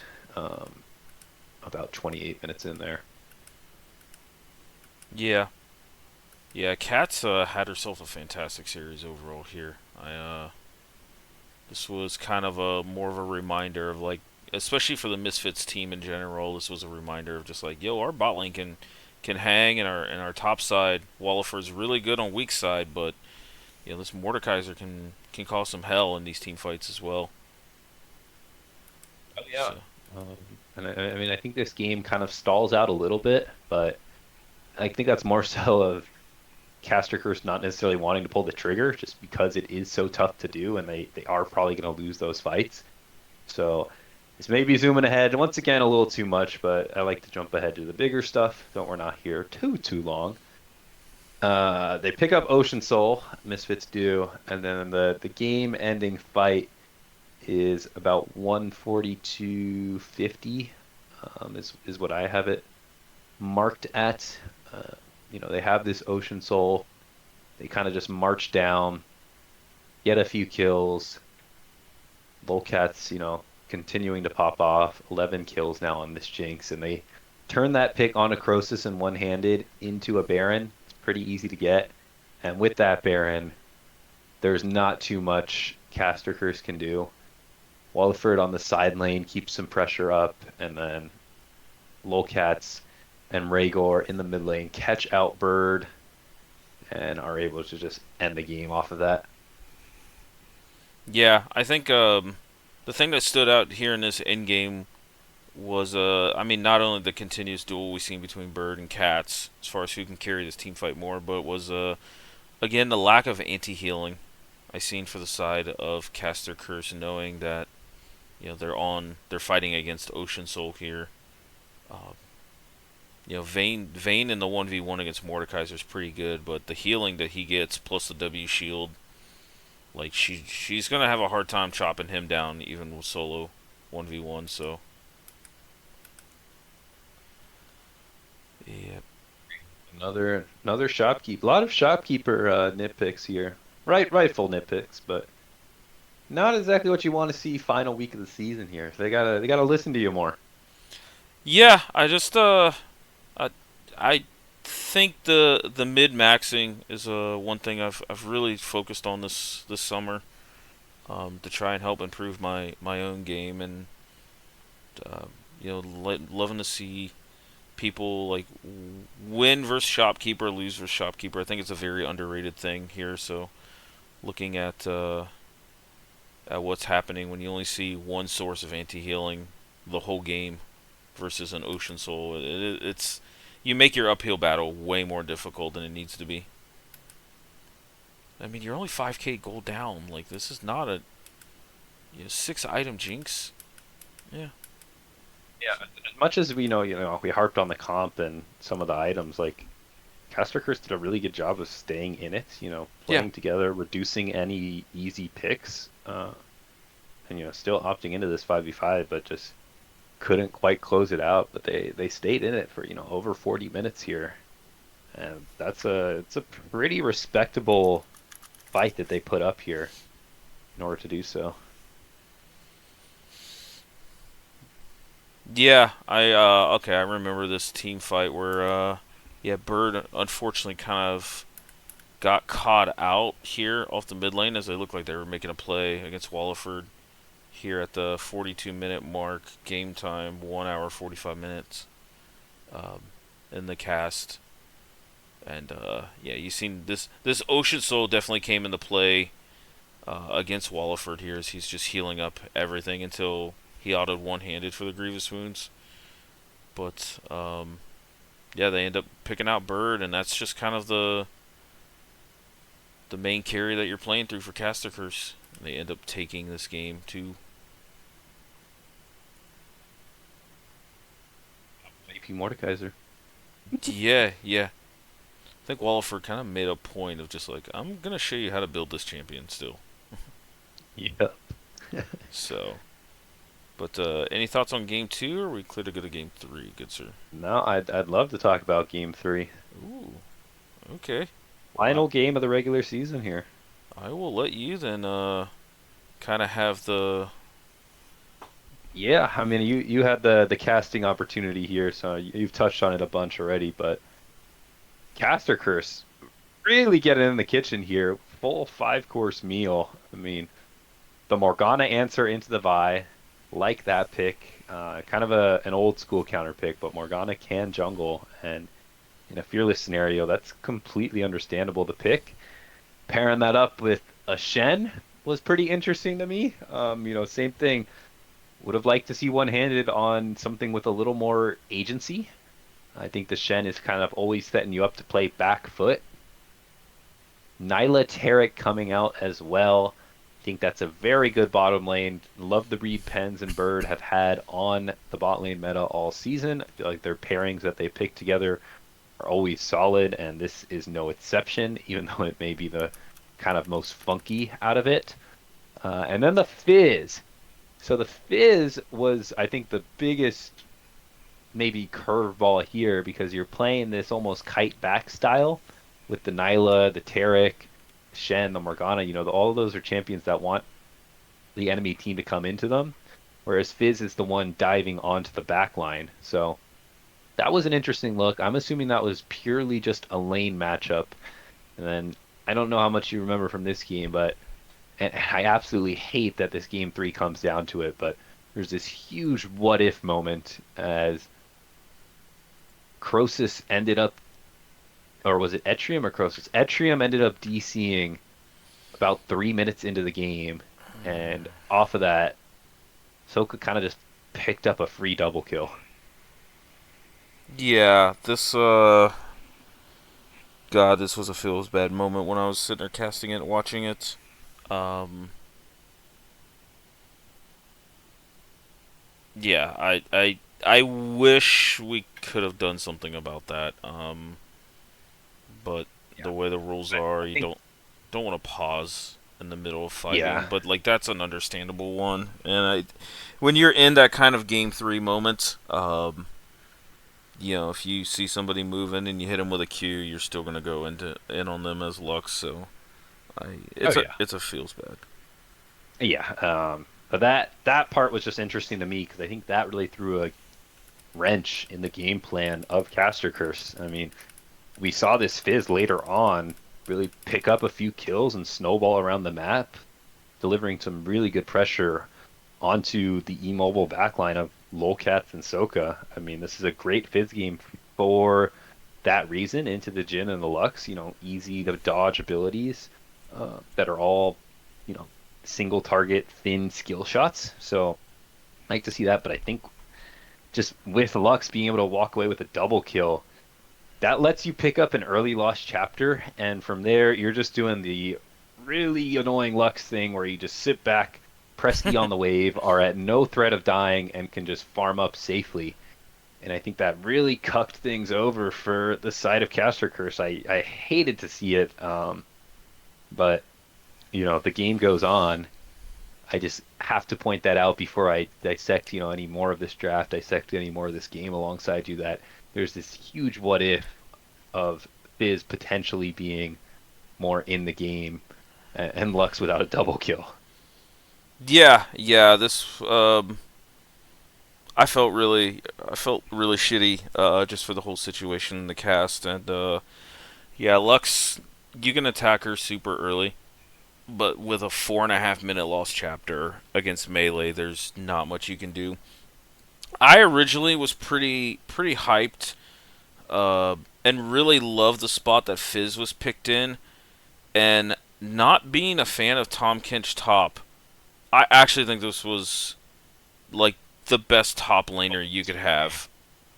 Cause holy shit, like if anybody ever gets hit with a Fizz R, you can just ult them and protect them for a little bit, and this Kench just started getting so massive. Yeah, and the only damage coming through, reliable damage on the side of Caster Curse is this Neela, which is not much damage at all. Has to get in the thick of things, which is really tough to do into Tahm Kench Vi. So, I don't think it was necessarily a misdraft out of Caster Curse. I think it was just a really good answer from Walliford and Misfits. And then, like I said, that caveat of this Fizz really not getting too far ahead because Crosus did pick up some more kills around the map and brought himself back up to even around the rest of, at least comparatively to Soka and the Misfits mid. So that was interesting to see. And then you got to see a lot of moments of this Taric Neela pop off. I think, Pens was timing these Taric ults pretty well. That's the toughest part of the champion is knowing, when to ulti and then the rest of the team playing around it. I felt like Caster Curse did a really good job there. But ultimately, the tankiness of Walliford and the positioning of Lolcats and Soka, easy to execute kind of single target CC pick comps went really well for them.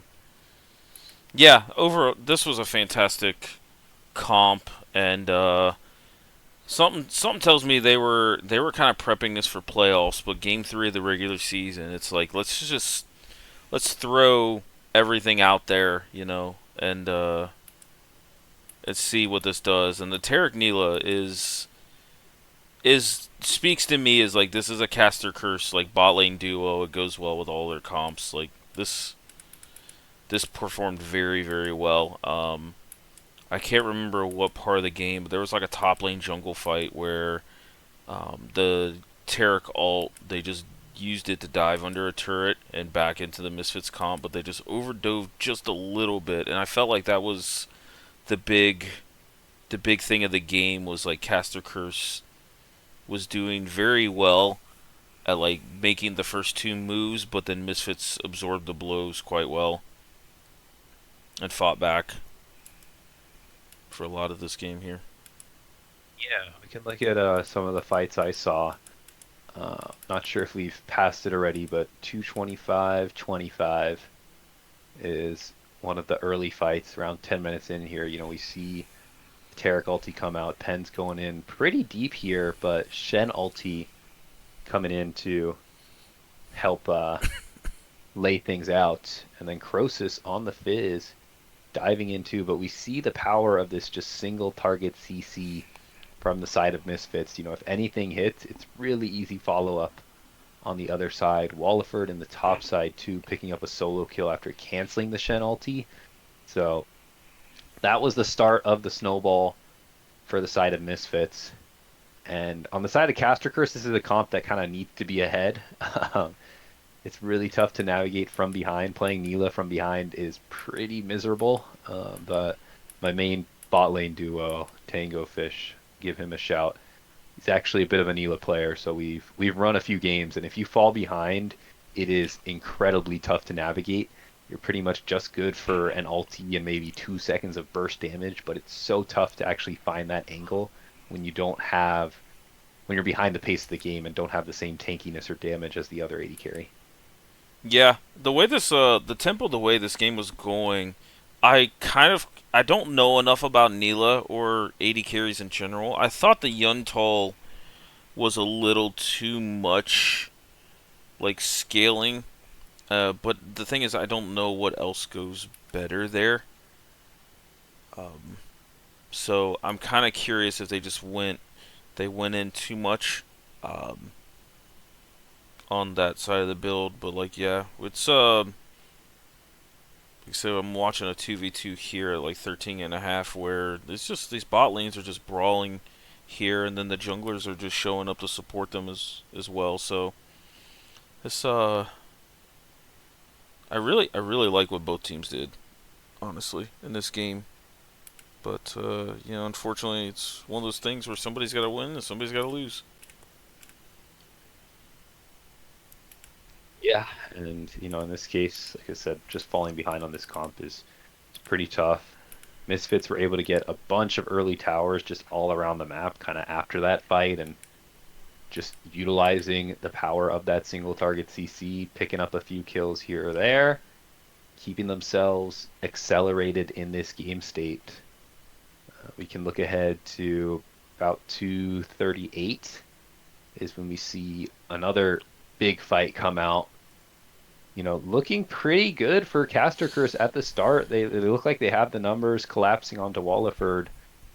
Around this dragon area, they do pick up the dragon, pick up a kill, and then eventually pick up the Otacon. This is kind of going to be a long series of events, so you can fast forward through it a bit as you see fit, CLT. But they do pick up the dragon, they do pick up the Otacon, but Walliford diving in and just showing off that tankiness, and kills just eventually coming on through with Walliford kind of leading the charge, able to pick up a little bit. But Caster Curse, that was a really good answer back from them, at this later stage of the game where you weren't sure if they were still in it. We're able to fight back, get some objectives thanks to some really clean setup, and get out relatively unscathed. So, like, maybe that was the angle, kind of hoping they're still in it. Fizz with really good backline damage, but not enough in that regard for that little specific instance. I just thought that was an series of events there to point out that kept the game close going into the next big team fight. Yeah, I think I like Croesus making the first move and diving in there, just kind of delivering the shin, but he just made it so far from his team from the Otacon there that I feel like it put them in a very tough position to like continue that fight. Um, Hmm. Yeah, Overall, this is a comp that has to play together. Maybe Croesus, if he can get the dive off successfully, then that's good. We can look at the biggest team fight of the series for both teams, really. This one was really tense. If we go to 240-30, is when the start of it all kind of breaks out. Caster Curse making a move for this top lane tower. They already set up and pushed in the wave. Soka's in the bottom lane, but does have TP. A little bit of a bush cheese comes out from the more beefier side of Caster Curse. Penn's forced to flash out early, and then How I Met My ADC goes in really deep here. And this is what I was talking about with the Steam comp. They want you to go into them because then you can pop the Taric ulti, get multi-members in the Neela ulti. More Black Shield is going to have value. And they start to wipe up, and things look really good for Caster Curse on the onset of this fight. They do dive under tower. Soka picks up the Fizz on the backside. A great gobble gobble out of Walliford.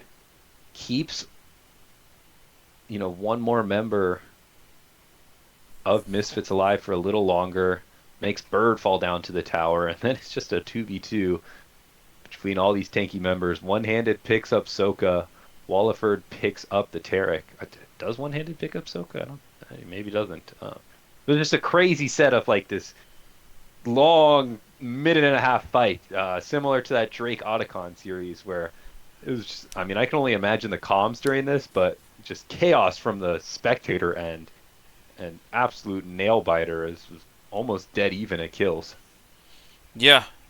Um, for them being kind of behind on the gold here, a few thousand. I thought this was exactly the fight that Kester Curse wanted for their team comp.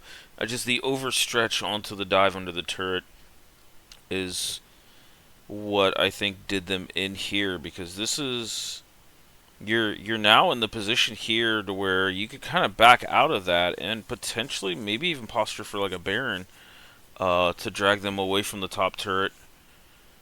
But your next sequence right after that is Soka getting the one shot on the Croesus here to then start to give up this next Baron. I'm sorry, this next dragon setup here. Actually, no, they turned it into a Baron. Yeah, So it's a nice little pick. yeah, it's a hard comp to navigate. But if I were to put this comp into any other team's hands, I feel like in the rec league, I don't know if it would even be possible. To me, this is like what Caster Curse is known for and play as.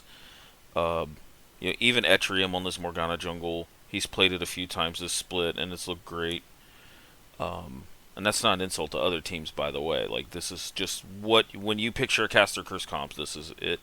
And I just think they just needed maybe that extra week if they would have won this game to go in the playoffs and really refine this comp and the execution behind it. Yeah, and like I said, there's still that what if, but well played to Misfits snowballing. You mentioned that Baron, just a great angle there. Ignoring the dragon, going for the Baron, and then from there they just have a really easy to execute siege comp thanks to the range advantage they've drafted for themselves. So an easy end out in what was a pretty thrilling last series of the Rec League regular season. Yeah, I'm just going through this last little minute here. One bird gets hooked by Regor off of that. So yeah, it was a fantastic season to or a fantastic series to end the season with. It's entertaining and man, I got nothing but love for Caster Curse. Even though I know a lot of those guys personally, all of your losses are 3 game series. It just shows how competitive this top 5, top 6 of the rec league was, and Yeah. It's marginal. I feel like, out of all the teams that didn't make playoffs, Castercurse right there, depending on the day, you could see them taking games off playoff teams. They had a very, really set meta read every time, pretty clear game plan in all the drafts that I've seen from them, and they usually executed on it well. Had a very nice play style. They could win through bot, they could win through top. Good team fighting out of the mid jungle as well. So really, just one of the most well-rounded teams in the whole rec league. I think this is a team that we've said it about everyone, but especially for Castercurse. Want to see him again. Yep. Come next year. You mentioned that they can't take games off top teams. Their 4 losses were against the top 4 teams, all in 1-2 losses. So they, in fact, are the only team to take games off of every single one of the 4 playoff teams. Look at that. Yep. I love that stat. Yeah. So, but that is our regular season. I have the standings up here, and thank you, Battlefy, for making the tiebreakers work out the way they did. You had Bop It Twisted 1 seed, Misfits as the 2 seed, Capachungus as the 3 seed, and Team Solid with the 4 seed, all at 5-2 records. But the tiebreakers kind of went down to the 4th and 5th spots, where it was win-loss differentials amongst the tied teams. So, yep, that was it was a fantastic regular season overall in the rec league. So, nothing but love for all the teams there. So, And now playoffs. and now playoffs. I will not be showing the playoff bracket, because there is already a result that we will not talk about. We will save that for next episode. But me and Nexus did go through and talk about our playoff predictions. We even, and I think Nexus posted it in the Rec League chat. I did not go as in-depth as him. But we had Bop It Twisted versus Team Solid and Misfits versus Capachungus.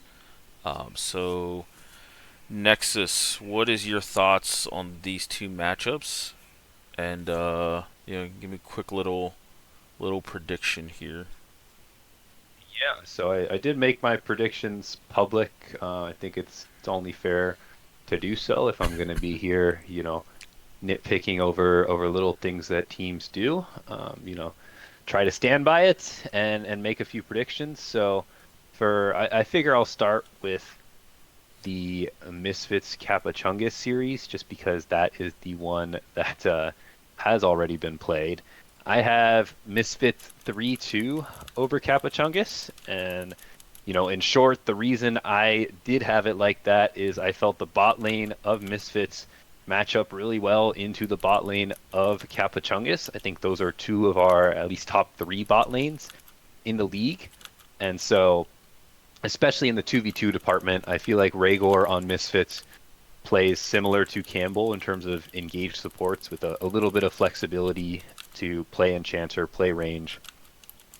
So I was looking forward to seeing Golden versus Lolcats. I know that is not what we ended up seeing, so that kind of threw a whole wrench in the plans there. But other points of focus for that series for me was going to be the top lane, Walliford for the side of Misfits into Teemo's Coochie. I think you would initially think is Walliford favored, but I'd expect at least one game from Teemo's Coochie, who has pulled out some side lane picks of like Nasus and Yorick to come through.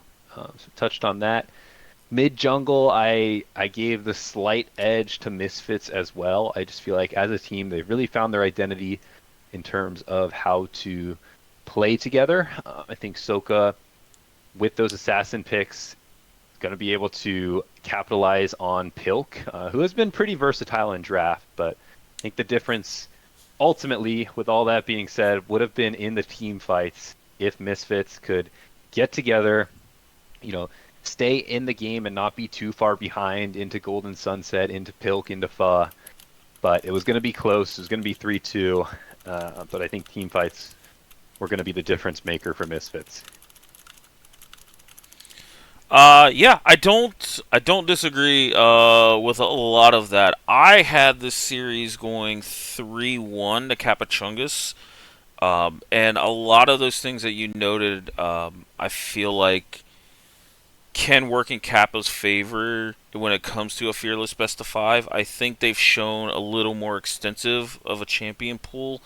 I know Soka is a very aggressive player. I've compared him a lot to X Crosis from Caster Cursed, but he has a couple of picks, but then most of them are still super aggressive, super lane bullies. And I feel like there's some stuff that Pill can play to just be more team oriented and play. I do think while Cats and Rhaegor have been a fantastic bot lane, what I've seen out of Campbell and Golden Sunset, I would have given the edge to them. Top lane, I think it's just up to what jungler wants to visit there, because they both can be pretty weak-sided. But Teemos does have some scaling, split pushing picks that work out.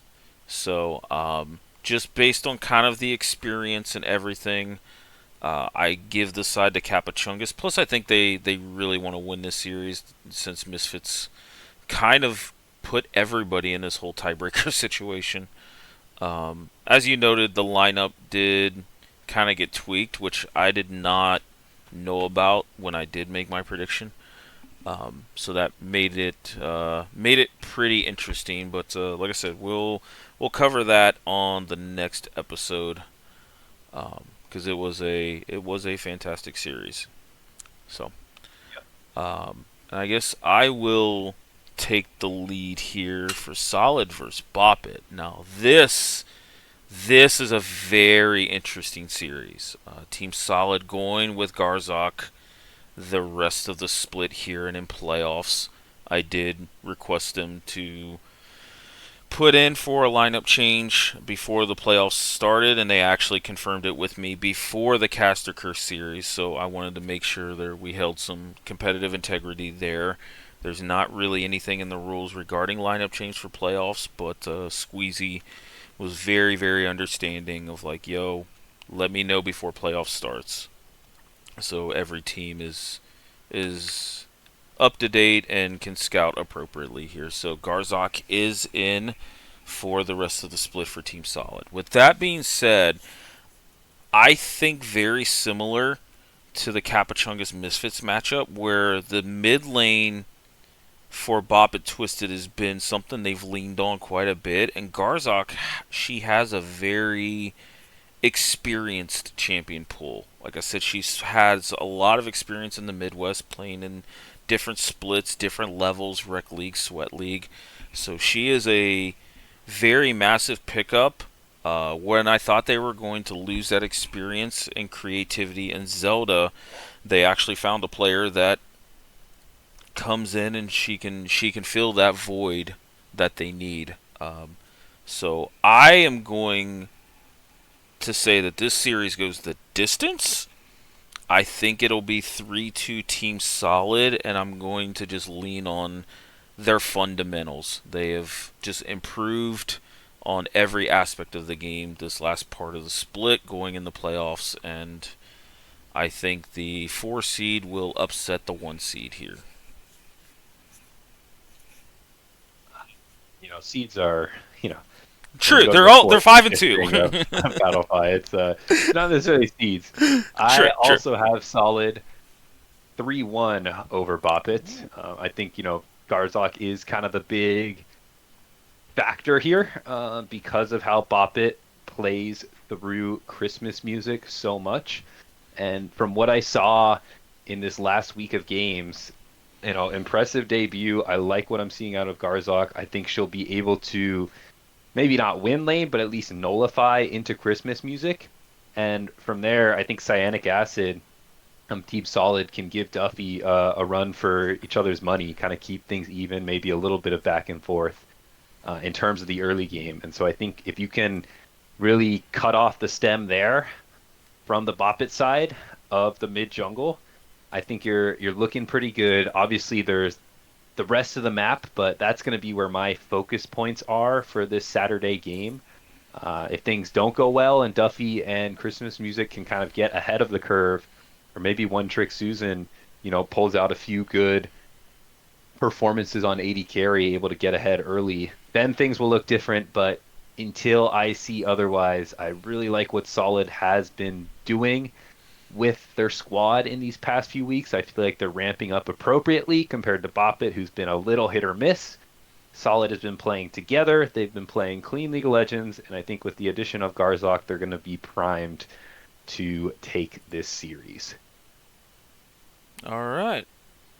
I can definitely agree there. The game score is slightly different. Can definitely think we're on very similar pages when it comes to Team Solid here. Do we want to go into our finals predictions, or? I'm thinking we just leave those alone. All right. I think that'll be better for next week, just Fan- because of the kind of the what ifs there in terms of there's still a series left to be played. Yeah. Okay.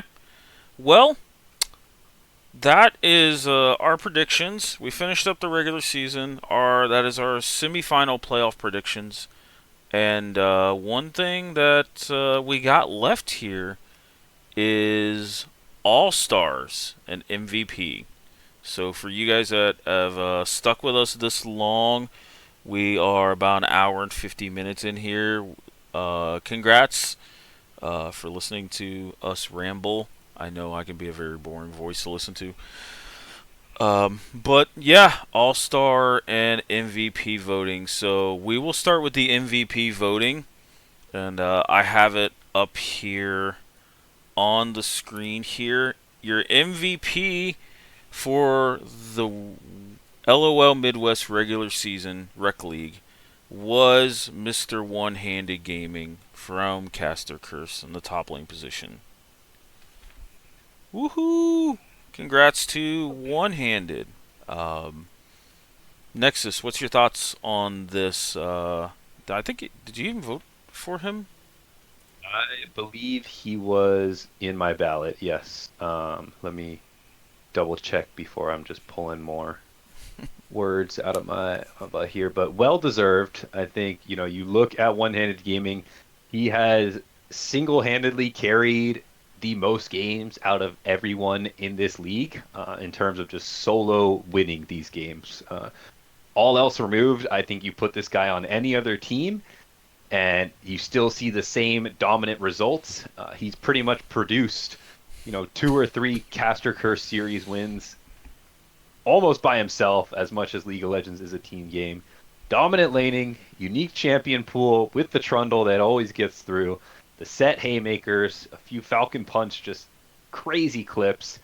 You see things like the Kled, some versatility with some tank style if the team needs it. It's exactly what you want out of a superstar top laner, someone who can take over the side lane, carry games from there, and also provide an avenue of support with tank picks if you need. It was phenomenal to see. I know I've brought up the analogy before, but really reminded me of like some prime Whippo type of gameplay where, lane is always controlled with these funky picks, these kind of in-your-face bruisers, and then always finding a way to impact team fights. So, well-deserved MVP out of the Caster Curse top laner. Yeah, I second all of that. As I kind of explained with where I was going with my MVP vote, I felt like if you put him, as you noted, on any other team, he has this way of affecting the map that I don't think any other top laner in the league did, and I think Caster Curse, if you swapped out any other top laner there, they are a much different team, and One-Handed can raise hell on any team that he would have been on. So if you removed him from Caster Curse, I think they're a completely different team, which in my opinion is what MVP stands for. I did, in fact, have him as my first ballot MVP, and that was kind of the metric I used with. But yeah, congrats to Mr. One-Handed Gaming from Caster Curse. I believe this is his first ever league that he's played competitive in, and picking up an MVP is a nice little feather in the cap of accolades to start. And I believe he is on a team coming in the Sweat League, so maybe Sweat League will learn to ban this man's Trundle. I know if he's in my group, it's certainly getting banned. So, yeah, congrats again. Had a lot of standout moments here. But now going off of that, we did tally up the All Stars votes, and it is on the screen here. So I will go from top jungle, mid, bot lane support and read them off, and kind of have Nexus jump in here with some thoughts on it. But first position for top lane, Mr. One-Handed Gaming, as to kind of be expected, winning the MVP here. Second ballot was Souls.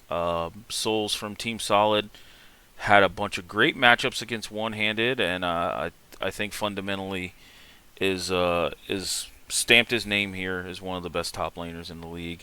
And then third voted in the alternate position was Walliford from M and Misfits. Nexus, your thoughts on these three here?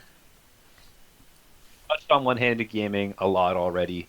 Souls to me was a very close second. I think it just kind of depends on value in a top laner. I think Souls was always really reliable for the side of Team Solid, able to play things. If we're sticking with pro comps, I'm gonna go 2021 or what was it 2019 Gimgoon. Pretty reliable weak side player here. Yeah, messed up the year. That's how throwback it is. I can respect it. With the GP pick, always has that, able to farm up safely for his team, never really slipping up, giving over kills to enemy team, whether that be through picks or whatever, and just reliably building a lead that Team Solid can play off of. So I like Souls, and then Walliford, kind of similar vein. You see a lot of more tankier style picks out of the Misfits top laner, and I think same vein, usually reliable to always kind of keep your team within it from the top side of the map, never going to fall too far behind. And that's what I value in top laners, so that's why I had him on my ballot. I'm sure that a lot of other people did as well. Yeah, I believe the 1 through 3 matched my ballot as well here. So, yeah, congrats to One-Handed Souls and Walliford here for being our all-stars here in top lane. For the jungle, we have Cyanidic Acid from Team Solid, Duffy or DXXFY from Bop It, Twisted Gankit, and our alternate is Foe88 from Capachungus Deluxe. All three of these junglers were fantastic throughout the split. Ganked a lot, farmed a lot, played a lot of different champions, and were well deserving here for the jungle. Nexus, your thoughts on these three gentlemen here? Yeah, I can broaden that a little bit. I think these are the three best early game junglers in the league, especially Cyanic in the top side or in that top spot. Always making things happen and has a bit of unique picks. We saw the Elise come out a lot and able to do work on that. Just really good at getting around the map, getting his team accelerated. Kind of contrasting with, I feel like Duffy's play style was a lot of taking over games. We saw that Nocturne in this last week here, but usually teaming up with Christmas Music to put on pretty dominating performance, specifically out of the jungle role, versus Cyanic always playing this kind of team style. Right there in the conversation as well. I know Ballot was pretty close because all three of these junglers, play very similar early game dominant styles that translate into the team fight. Usually on those bruiser picks, I think Pantheon is kind of the signature pick that comes to mind for me. Just getting on the map, smart pathing, teaming up with support to roam. All three junglers here play slightly different styles, but all of them work in terms of getting the team ahead and translating that into victories. Yeah, 100%. Very, very well said for the jungle role here. So, moving across to our mid laners here, we've got for our first team Mr. Christmas Music from Bop It Twisted Gank It. Had a very fantastic season overall and was a force to be reckoned with throughout the whole season. And then for our second ballot, we have Soka Senior from MN Misfits. Again, another very aggressive player. Has his patented Echo pick, and we've seen the Katarina come out a few times. But really was, I think, the big glowing moat and nice, what's the word I'm looking for? Nice presence and improvement throughout the season to get Misfits to the playoffs here. And then for our third one, we have Zelda Guy from Team Solid. I know Zelda Guy uh, played a lot of really unique and interesting picks. We've seen the Vel'Koz, the Seraphine, and then we've even seen stuff like this, the Nefiri. So always made his presence felt in draft.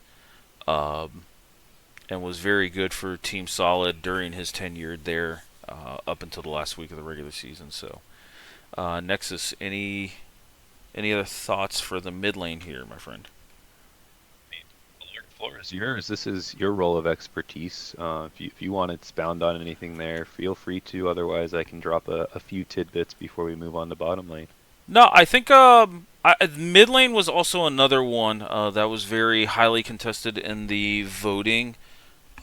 Christmas, like I said, he's got that Mel in his back pocket that he's very good at, but also threw out quite a few unique champions as well that I noted was Zelda Guy here in the last part of the season. We've seen the Irelia come out, and there was another one that escapes my mind, but definitely proven that he deserves to be there. He was a very, very big force to reckon with. Him and Zelda Guy's matchup week one I thought was absolutely fantastic. And then Soka, I think him and X Crosus have to be the two most aggressive mid laners I've actually done some 1v1s with X Crosus, and he does not let you take a breather in laning phase. So I see a lot of those out of Soka, but Soka also has a much wider champion pool and a lot of specialized picks as well. The Katarina is something that he's not afraid to bust out, and you have to really be conscious of it in the draft here. So. Yep, well said. So, alrighty then, let's move over to bot lane, or what I should have termed as ADC. We have Big Sex Bird from Caster Curse. Mr. Golden Sunset is our second team from Capachungus Deluxe here, and then LOL Cats.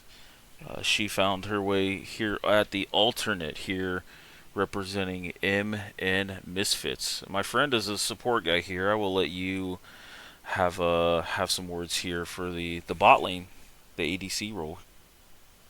First off, I like calling it bot lane rather than ADC, just because we did see a few Ziggs games here or there, a few more spicy picks. So don't want to limit these guys, put them into a box, because they were anything but a box in terms of champ pool. Especially looking at Bird, our first team all AD carry here, all bottom lane player.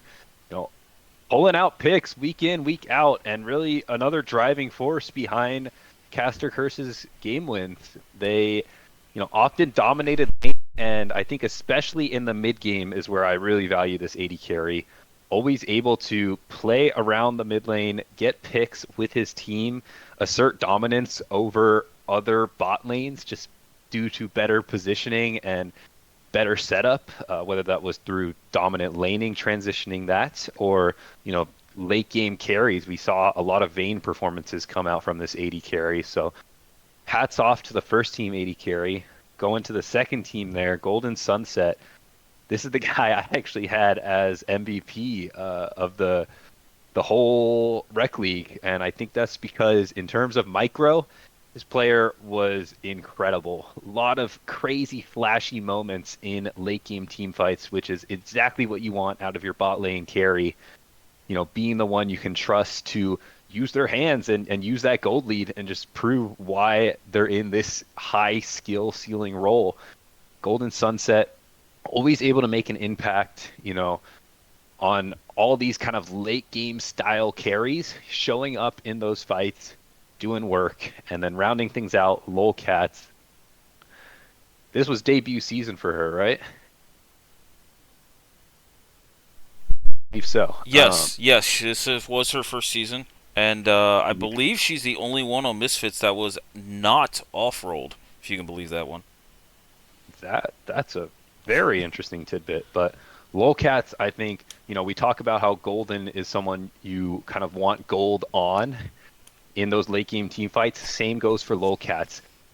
Phenomenal positioning, a few deathless games throughout the split, and always staying relatively safe and keeping Misfits in these games thanks to good positioning. Never really getting caught out by anything silly, never overextending, over pushing any leads. Just this reliable AD carry you can trust to bring you over the edge, using range, using kind of gunslinging abilities through champions like Jinx, Caitlyn, Miss Fortune, providing support from distance, which is exactly what a lot of people value out of their bot lane. So a very phenomenal list of bot lane all-stars here. Yeah, 100% with that. Bird just has a unique champion pool. But him and Golden Sunset, I think, are not afraid to brawl and kind of take the game in their own hands. But Cats, she is very methodical, very patient, and team fight is probably the best word I can come up with. On a lot of these hyper carries, we've seen it this week. Not afraid to get a Jinx rocket in there, start the reset, and then start the auto attacking and stuff from there. But I think the bot lanes in general had a very, very fantastic season. There was a couple of other bot laners getting some nods in the pick as well. But moving over here to support, this was not done on purpose. This is literally how the votes came out. The bot laners remained together here. So our first team bot laner support was Mr. Pens from Caster Curse. Our second all-star was Campbell Amoeba from Capachungus. And then Rhaegor, he came in as the alternate here for MN Misfits. I think all three have somewhat similar styles, but then they also have some unique picks as well that they're not afraid to go into. Nexus, I will let you have the floor here for your role sake at the support position. Set me up well there too with how these are three supports that on the surface play very similar. They're looking to dominate lane and then transition those leads into wins elsewhere, whether that's on the map or just in the game through lane. I think that's something we see out of Pens. I touched on it with Bird, but this was a very dominant bot lane starting from Champ Select. They have so much versatility in what they can play, and part of the reason maybe that trundle of one-handed gaming that we always talk about was left open, because in the bottom lane you have this Karma Xayah almost permaban, and then still so many great duo threats that are mostly driven by Pens is kind of like versatility as a support player. And giving counter pick to this Caster Curse support was always able to turn it into some sort of lane advantage, and having that is exactly why he's first team all support. Looking into Campbell, similar vein, a few little signature picks. So the Poppy is, I think, the one that comes most to mind, but this is someone who pairs up with Golden Sunset, tries to win lane through just 2v2 out hands. A lot of small micro that this Capachungus bot lane, and especially support, are really good at in the laning phase. And then Campbell's really good at getting around the map, setting up the rest of his team for success, teaming up with Fa88 in the jungle, and continuing to snowball leads there. And then in those late game team fights, knows how to position himself and make an impact on these crowd control style supports that we see him play so much. Our alternate, Rhaegor, similar thing, phenomenal laning, very creative with Hex Flash angles on things like Alistar, on other engaged champions like Thresh that we've seen sometimes, knows how to catch out enemy carries in valuable spots, and that's what you want out of a playmaking support. As those sort of moments can solo win games. Same thing as all these other supports, teams up with his bot laner phenomenally to help set the whole team up for success. Yeah, very, very well said, and I agree 100% with all of that. Especially noting Campbell's Poppy. I think he was by far and away the most prominent Poppy, and roaming was fantastic there.